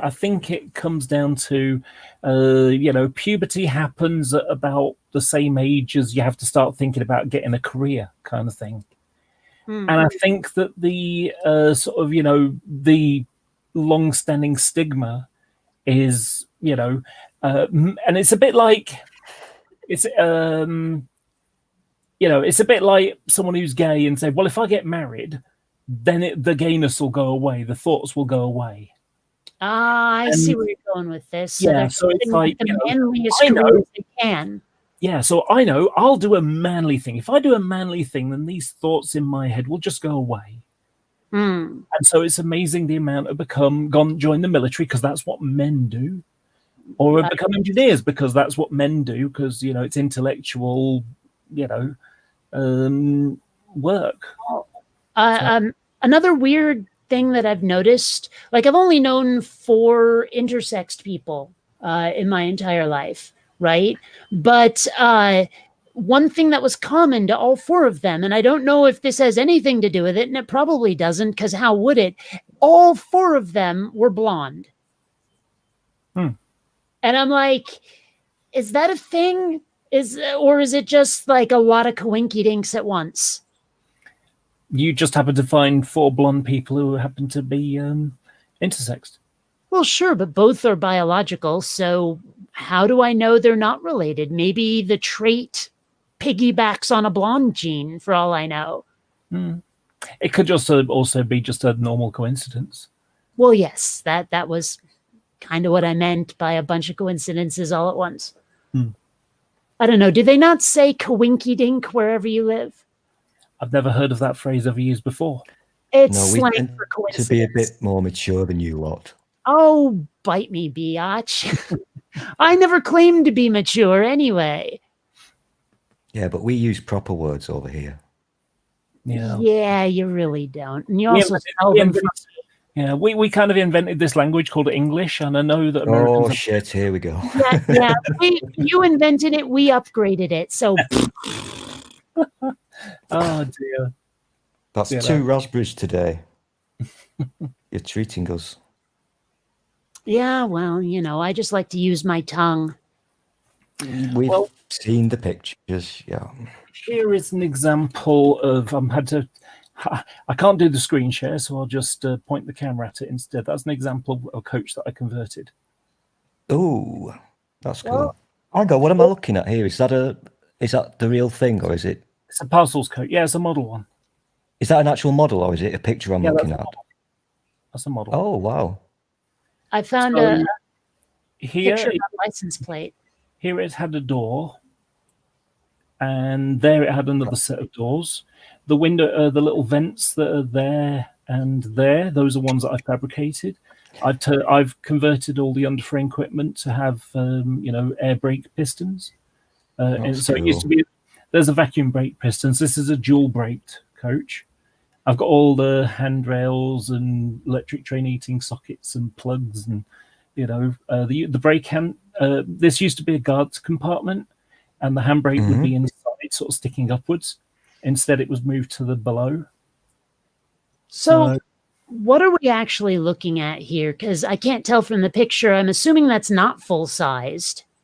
No, it's about less than a foot long. So it's a toy then? Well, no, it's a model.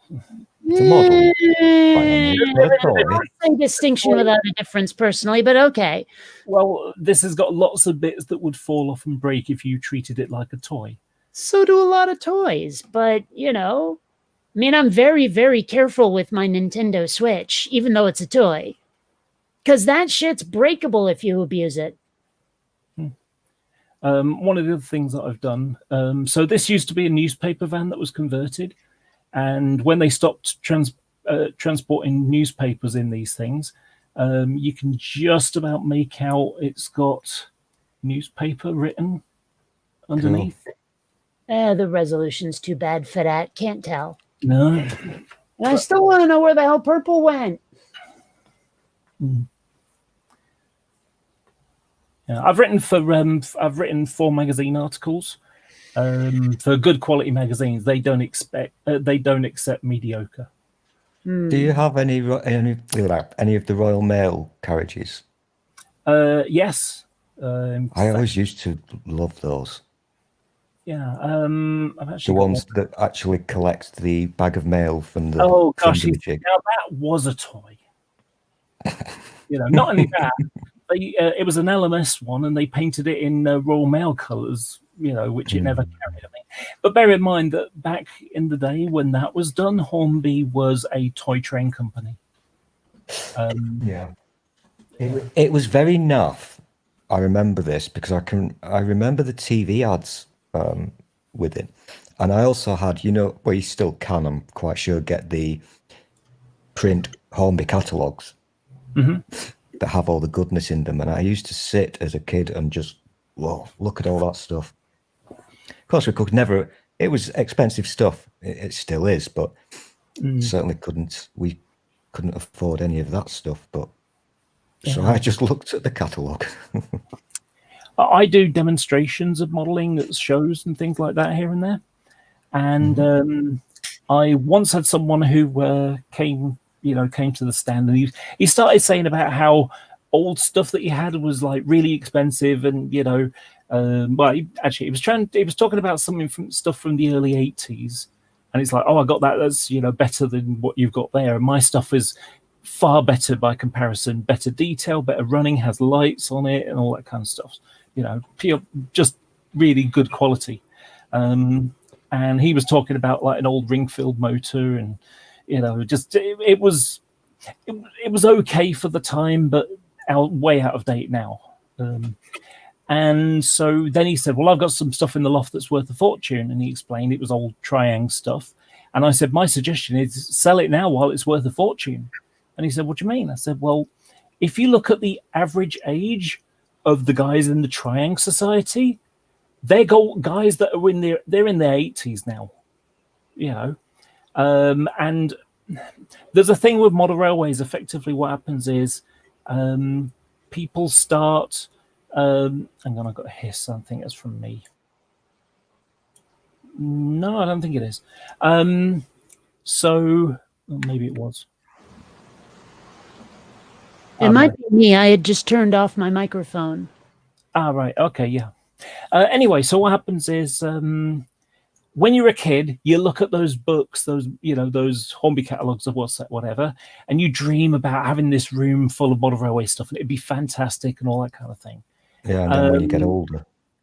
Well, what happens is next thing you know, you meet girls, or you end up with a family and kids, and it's not until you retire that suddenly, well, what am I going to do in my life? I know, I'll make that railway I always wanted to, but the family got in the way. And of course, now the kids have moved out, we've got a spare room. So, that kind of thing. Real quick, it's almost noon. I haven't eaten yet, so I'm going to make like a baby and head out so I can get some food. Okay. Later. I've got to go and do Star Trek stuff also. I only popped in to annoy people as I do. I'll just finish this one thing I was saying about this guy. Go on. So, and he was a nice enough guy. It was kind of hard to hit him with this. And it's like, so if you think about it, the age of these guys, they're old guys now. They were basically building the Triang stuff that they looked in the book, in the Triang book back in the 60s. And now they want to make, so they'll set up this basically a big train set with 3 rails. The time and the money. Yeah. So what happens? The time and money. Sell it now while it's worth a fortune. And he's like, what do you mean? Well, I said, well, if you look at the age of them, they're like in their 80s. And unfortunately, one of these days, one of them will die. And, the family won't give a crap about this stuff. They'll stick it on the market. And the people who got holes in their collections can pick the bits they want. And everything else ends up going, ends up in an auction somewhere to someone who probably knows nothing about it, but it's probably worth loads of money because it's old. And, so they buy it for like 80 quid or whatever. Well, that stuff, once those guys are dead, there's going to be no market for it, really. I won't want it. That's old 60s stuff. That's worse than the 80s stuff that I've already replaced. So, one person's priceless as another person's worthless. And to me, that's worthless. So sell it now while it's worth something. Because at the end of the day, any commodity is only worth whatever someone's going to pay for it. So, yeah, makes sense. yeah. When you say you're going to do Star Trek stuff, what do you mean? Oh, I've got back into playing Star Trek Online, which gotcha. I started playing about, I don't know, 11 years ago, and I've just recently got back into it and got a few missions that I've got. It's been around 11 years. Blimey. I think it was released in 2009, and I was playing it before then during the early betas of it. So I'm quite heavily invested in my character, my little captain and his crew. Right. It's sad. I know it's sad. I've got a friend who keeps saying get into it. It's really good because he's playing it at the moment, and it's like, yeah, I don't really want to. It's not that I think it's bad. It's just I'm liking in it to Minecraft. Again, it's not. I don't think it's bad. It's just that I know that it's a time hole of which people spend hours and weeks and years of their lives playing these things, building things, and I've got other hobbies that I want to be doing instead of that. And if I'm doing that, I'm not touching it. I hadn't touched it for a couple of years, and I just thought, I'll pop back in. And unfortunately, I think to myself, I'll just log in for an hour and do a mission. And it's about 5 hours before I even start the mission because I start messing around with other things. And I went, when was it? Day before yesterday, I thought, I've got to start this mission. And it was about 6 hours before I started it because I fucked off to Riser and did some fucking stuff and grinding, nerdy Star Trek stuff. A lot of grinding involved in many games. It's not really it's not a grindy game, I don't think. Star Trek. It's not that kind of stuff.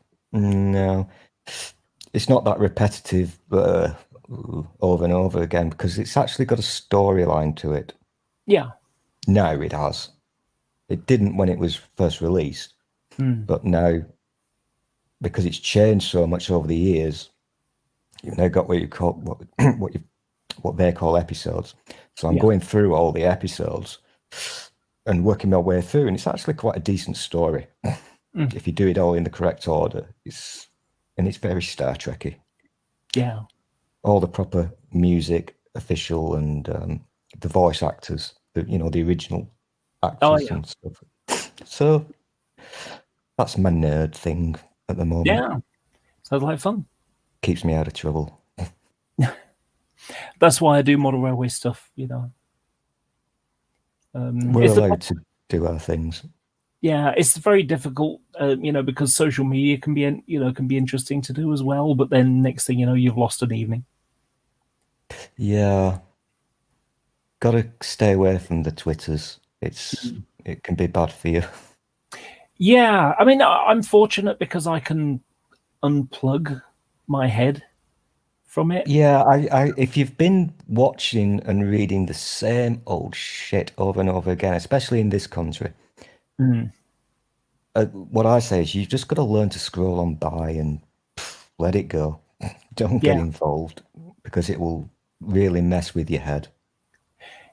Yeah, I mean, obviously you got the transphobe people, trying to make my life shit by saying, oh yeah, we don't think you should be allowed to ladies' bathrooms because someone might possibly do something. There's way too much crap going on there. Yeah, but at the same time, I've had an awful lot of support. There's some good people. Definitely, there's some good people out there. Yeah, I got to tell you about this one. This is a great one. So, I ride a bicycle, and I'm interested in road safety because, basically, I want to be able to ride on the road and not get killed. I don't know, selfish of me, right? Worthwhile goal. And so, few weeks, about a month and a half ago now, I think it was the start of July. Anyway, so what happens is in London, black cab drivers, they drive cabs that are black, just in case people thought I was saying something racist there. You know, I wouldn't have thought of that. yeah, sometimes you have to forget about explain for the viewer. Yeah. Oh, Spooky Stir. Hello, Spooky. Didn't see you. We don't have the ability to bring you in if you're trying to get in. Oh, we don't want to do that. He's an idiot. Oh, okay. Anyway, so what happens is a cab driver posts a picture, and if you can imagine, it's like, you know, your tall letterbox picture, but all you've got is a circle, and inside it is a load of traffic jam stuff. And the guy says, you know, pop-up cycle lanes in London has caused this massive traffic jam on the Euston Road, which is just in front of Euston train station. And, you know, because it's all got stuff outside that's, you know, why has it been cropped into just this circle? There's something going wrong here. So what happened was I did a reverse Google search. And by the way, just so you understand, pop-up cycle lanes are the thing they've been doing in London and other cities where, because of COVID-19, loads of people getting on public transport is a great way to spread the virus between each other. And but they also don't want everybody getting to cut in cars because congestion's a problem already, let alone having the people in public transport getting in cars as well.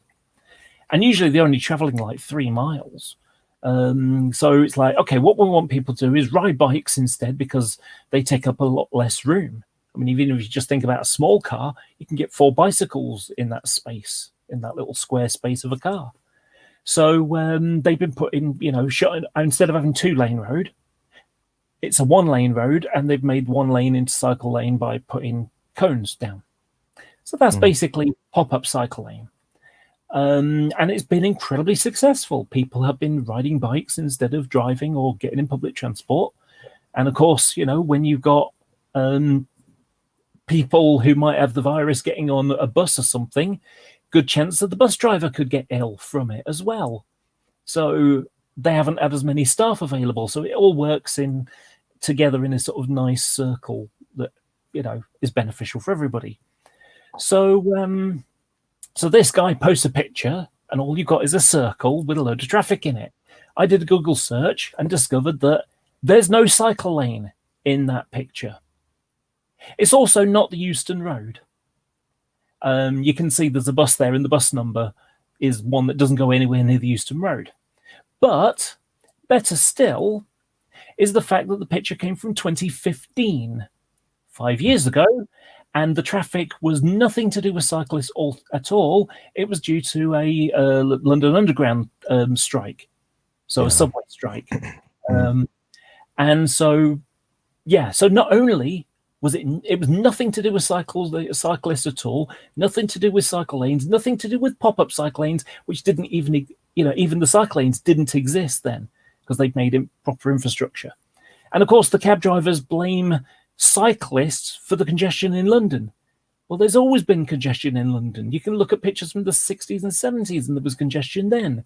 But not only that, you would think that in the 15 years, 150,000 extra vehicles on London's roads might have something to do with the reason why there's more congestion than there was before.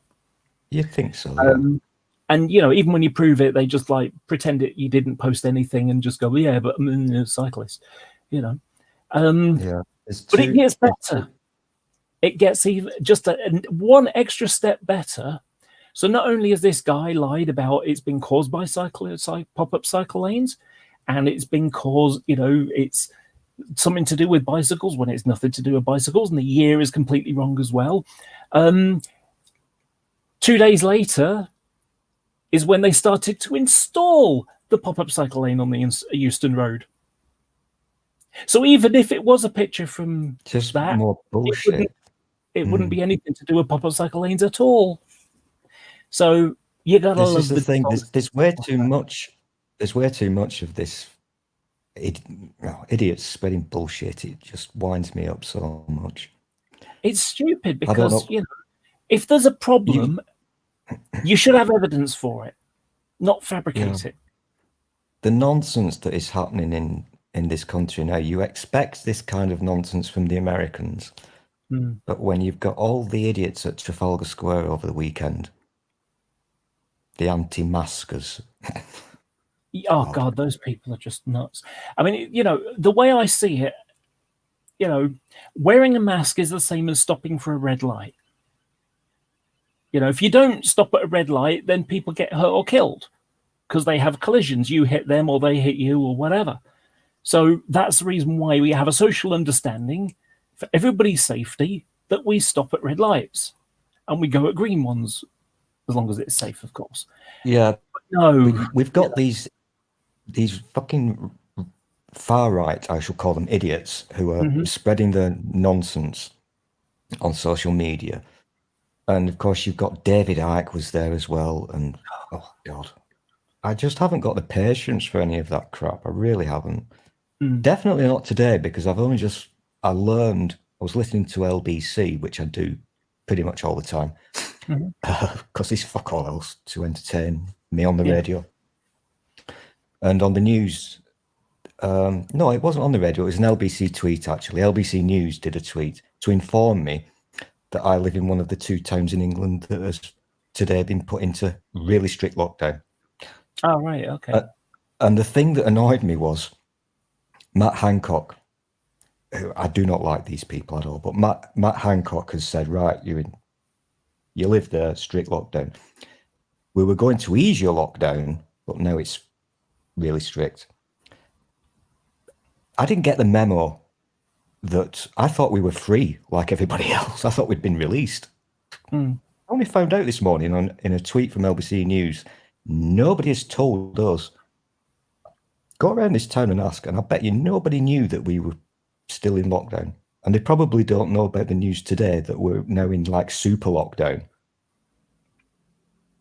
I have a feeling in charge drive me mental. Do you live in the northwest? Yeah. I live in East Manchester. All right. Okay. Well, you're not too far away from me then. The reason when you said going into lockdown, extra lockdown, because apparently there's been a spike in the last week. So it was like, it was going to go down, and then suddenly it's going to be even more. Well, there's more to it than that, because what's the mayor of Greater Manchester called? I forget his name. Oh gosh, I've forgotten his name. Andy Burnham. Andy Burnham, is it? Yes. Yeah, that's it. He's been on the radio this morning. He's very angry because he's been saying for quite a while to the government, look, you can't end this now. We've still got a problem in Greater Manchester. You can't end this. Yeah. But they wouldn't listen to him. And so, as I say, we all thought that the government had said, okay, you're now free, back to work, none of this having to do the sex in a bubble or whatever the fuck it was. But they ignored him. But apparently a Conservative council person somewhere in Manchester has taken it upon him or herself to say to the government, no, put us back into a big lockdown. And it's because he's a Conservative MP, they've listened to him, hence where we are now. So if you're watching the news, you can pretty much work out where I live, because there's 2 towns in Greater Manchester that it's happened affected. To, Is it the north one or the south one?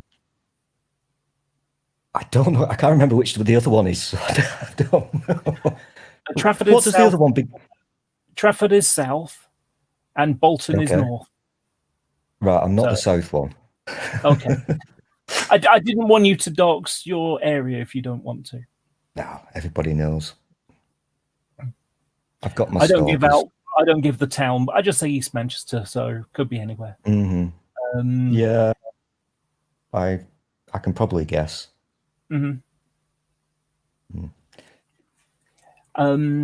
But yeah, there's I mean, one of the things that's really frustrated me in the last few years has been what I've dubbed the Brexit effect. Oh, Jesus fucking hell! And what I'm talking about here is the Trump effect does exactly the same thing. So basically, what's happening is we're whether we're going to be in Europe or not. I'm not just talking to you; I'm talking to the audience as well. I don't even know if we've got one. So I don't even know what the link to view if people are listening or typing or whatever. Anyway, so it's what I've called the Brexit effect, but Trump effect is exactly the same. So because we'd have a referendum, and the referendum was we're going to leave Europe. Now the racists who in their heads are racist, they now think that they have the liberty to be able to just say whatever they want, be as racist as they want. So, now we're leaving Europe. I can tell these black people to F off back home. That kind of thing. That's what their mentality is. Well, because they got away with it, the homophobes started doing it. And because the homophobes got away with it, now the transphobes are doing it as well. And so as a result, it's making my life difficult. That I've had people say horrible things to me on the street for just walking along the street. I mean, I've got nothing to compare to that, obviously, but I'm not making light of your sort of problems, but I think anybody who is, I don't know, let's just say of sane mind is struggling through this, what we're now calling the Brexit effect, because it's just horrendous what this country has turned into. I think the problem is I don't think it's turned into something. I think it's been like this. It's just that, 10 years ago, if you said something racist, your friend would look at you and say, really? And you'd be shamed into silence. Whereas now I think it's more than that. I think it's given a voice to, as you just said, it's given a voice to all these people who have had to remain quiet and keep those thoughts inside there. But it's also, I think, just from what I've observed, as I said, I listen to LBC quite a lot. So obviously you're listening a lot to real people who are calling in.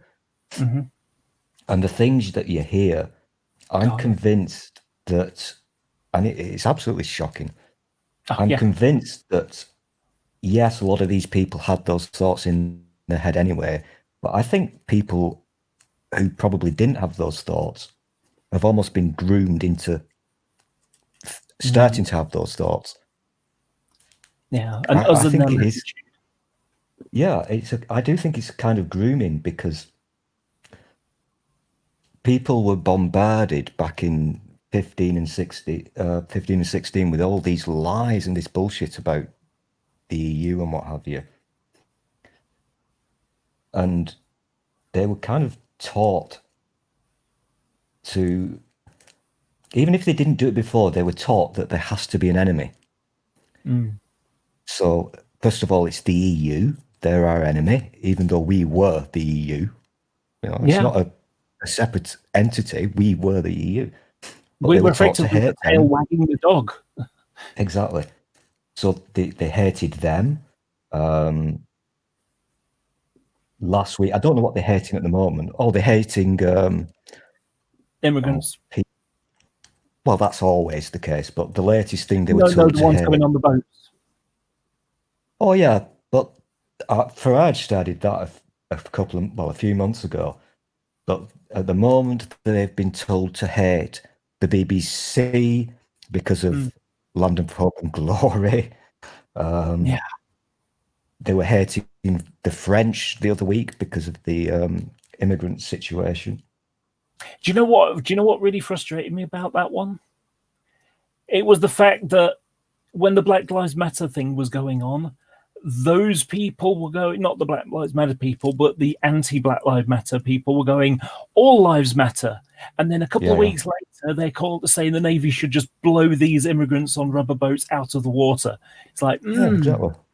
It's like all lives matter, see small print, except for if they're brown or foreign, They are told, courtesy of the Daily Mail and the usual suspects, and Farage, of course, who I fucking hate.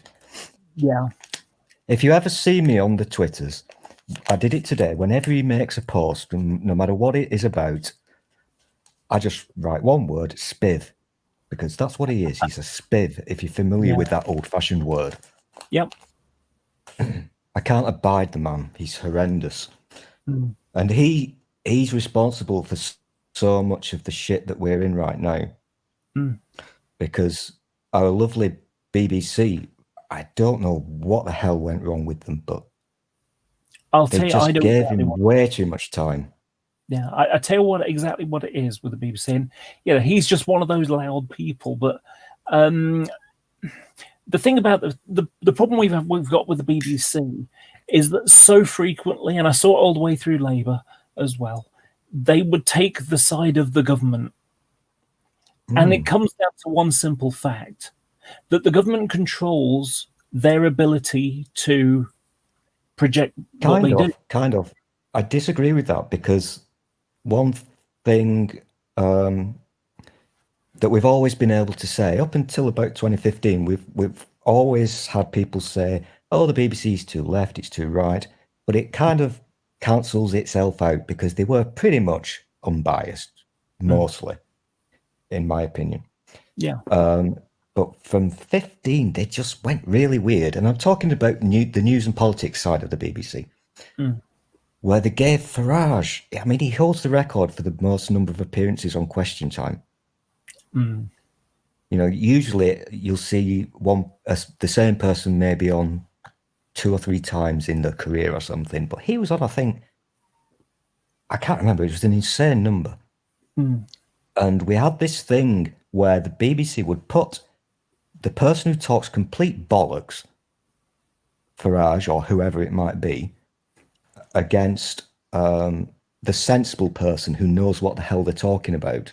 But they give the Farage person an equal fucking platform and never push back on the nonsense that he says. And they're still doing that today. And it truly baffles me how they get away with it. Are you familiar with Darren Grimes? Not sure. You know that character? I don't recognise the name, but I might recognise the face. He's horrendous. He really is. He's a 26-year-old kid. And I will call him a kid because he looks about 12. And he was responsible... lots of election fraud during the referendum. He ran like I'd call it the Hitler Youth. Oh yeah, I know him now. He was responsible for the young person's let's get out of the EU type group. And he was given hundreds of thousands of pounds illegally from the official Leave campaign, and it was all I do not like that guy. He's basically a grifter. He was always a kind of liberal type person. And then, ka-ching, oh, I'll pretend to be right-wing. It pays better. And he's on Sky News, giving his opinion. He's on BBC fucking whatever politics on Sunday mornings, giving his opinion. And he's a lying grifter, but they give him a platform to talk bullshit. The BBC, it just baffles me. Yeah. It really baffles me. I think one of the most dishonest ones I've ever seen is the Farage one. So he goes out to Bulgaria. It's with Channel 4, okay? So Channel 4 follow him out with... So he's in Bulgaria, and he's talking to various people. He's talking to Romani gypsies. And he's saying, look, you'll be able to come to the UK and, get a job and, get benefits and get a house and stuff like that. Would you want to go? And it's like, well, not really, no. We've heard what people think about people like us. And besides, your weather's horrible and stuff like that. So it's like, yeah, we like our life here. Thanks. And he talks to some young people. And it's like, would you want to come to Britain? And they're like, no, not really, because, we want to make our country good. Because, of course, we're talking about a country that was a part of the Soviet Union. And then they had, when the Soviet Union broke up, they couldn't go to Russia for stability and support. They ended up leaning towards Europe and joining Europe and even NATO now. But the interesting one was the only people that said they wanted to, to come to Britain were people in business.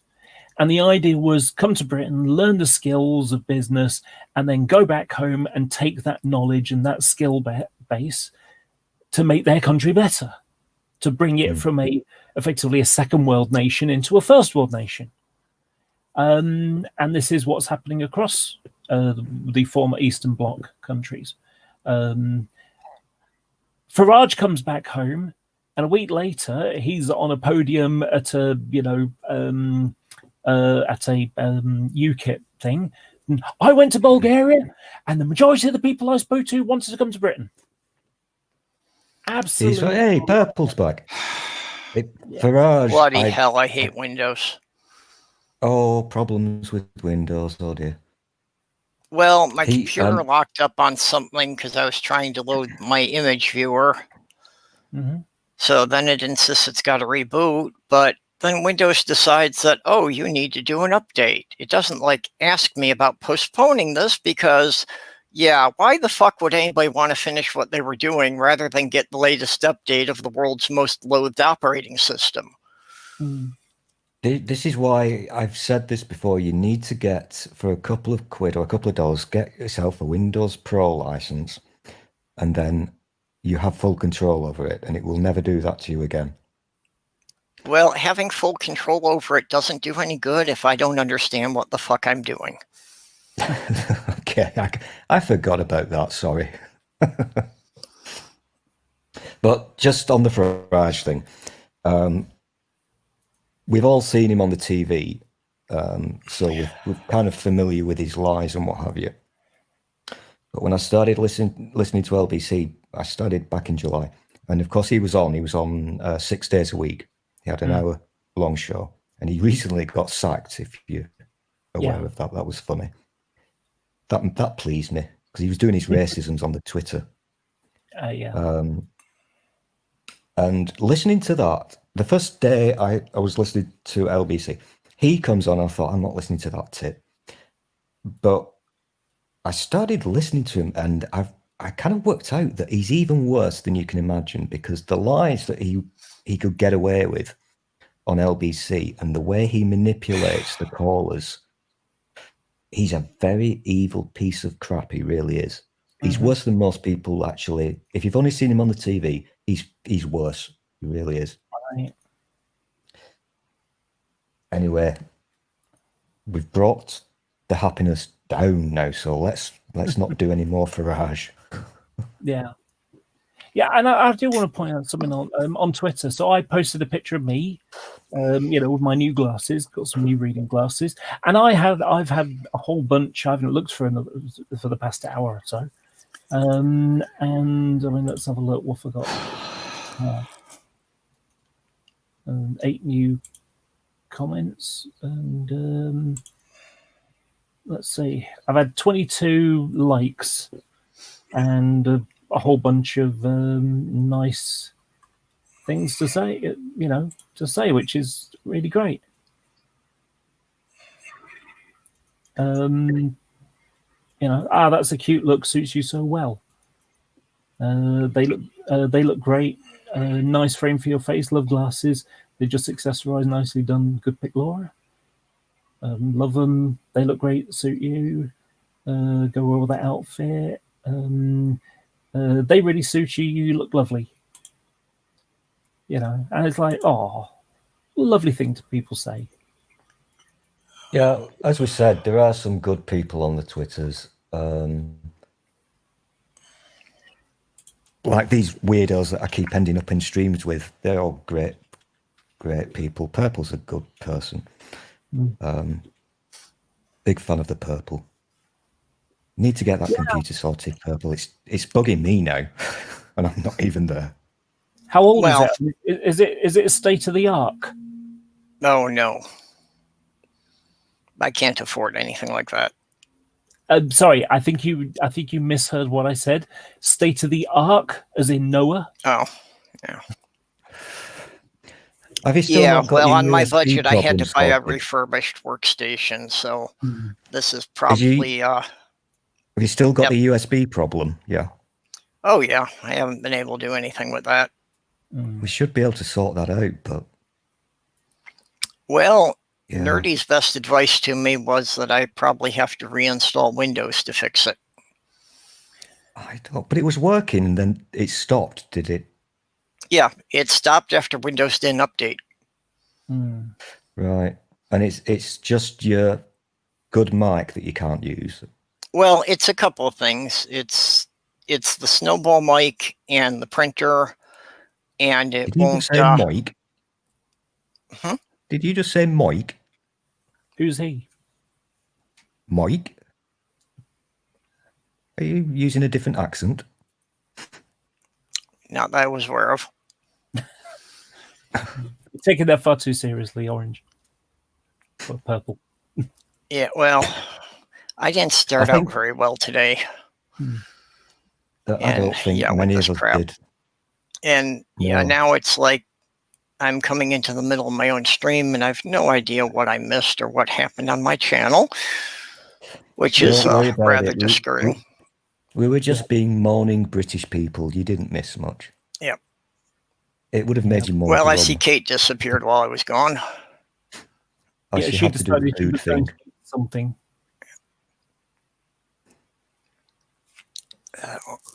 All right. I'm pretty sure your USB thing should be pretty easy to sort out, you know. Yeah, probably. If it was just the Windows update that broke things, I don't think you should need to do a reinstall. Yeah, like I said, I've had a couple of people more knowledgeable than I, try to go through it, and no one's been able to make any progress with it. Do you know what you've tried? Do you remember what you tried? Well, mostly it's a mess of the testing stuff.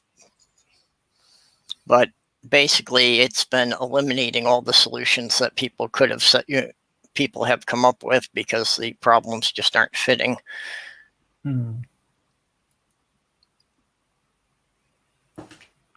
Pretty sure we should be able to get it sorted, you know. I don't think this is as big a problem as it appears to be. Was it an upgrade or straight from straight Windows 10 loaded in? Yeah, it's always had the Windows 10. Oh, right. It wasn't a Windows 7 and then you've upgraded? No, it came with the Windows 10 and it's a registered version. I mean, I don't know whether Windows 10 is like that. I have found many versions of Windows. It's like, the roulette wheel. Effectively, you give it a spin and it'll roll quite freely, and then gradually it'll just slower and slower and slower. But that was different architecture back then. So my brain is going again now. So is it just the good mic? Is that the only thing that's not working? No, it doesn't recognize the printer. It doesn't recognize one of my memory card readers. It doesn't recognize when I plug my phone into it.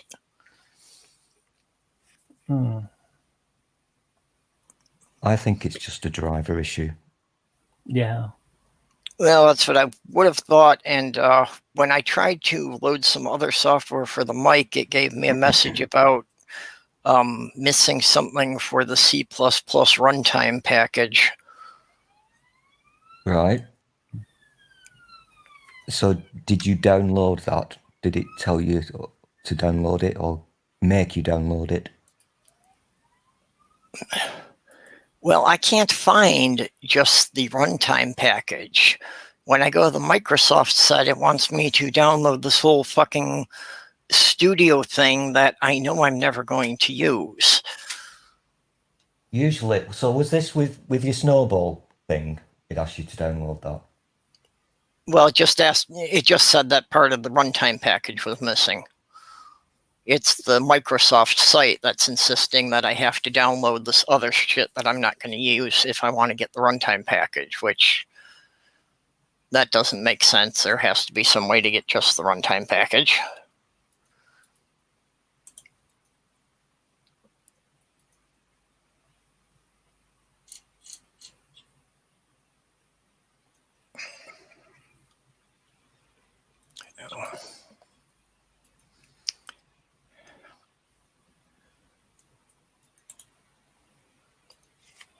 Oh, I'll tell you what. I think we can solve this. I won't bore you now, but I think it can be solved easily. Okay, yeah, if you can, if we can connect on Twitter later, we'll work on it. Well, yeah. Oh, well, that'll be a pain in the ass, won't it, on Twitter? Fucking hell. We'll have a chat about it. Where we can do a live stream, whatever. Well, yeah, we'll have a chat about it. I think it's easy. I do think it's easy. Yeah, we'll get it fixed anyway. All right. I know Windows can be an absolute pain in the ass at times, but because I use a Mac and OS X was being an absolute fucking pain in the ass to me. At times, Windows is a pain in the ass. At other times, I have the computer shut off. Well, OS X, bearing in mind I'm using a Mac, OS X, I've got to be careful saying that one, OS X is usually pretty damn nice, but all of a sudden it's just... And so I booted into Windows, partly because I wanted to play Star Trek Online. I booted into Windows, it did its thing, a huge update because I hadn't used Windows for about 2 years. And it turns out that on my MacBook Pro, Windows is working now absolutely beautifully. So better than Apple's own bloody operating system. So I've been using Windows now for about a month, and I've got it working so nicely. And I do tend to tinker a lot, so kind of know I got what I'm something doing. else wrong with Windows too, because it keeps saying that it can't complete the updates. Oh, that one.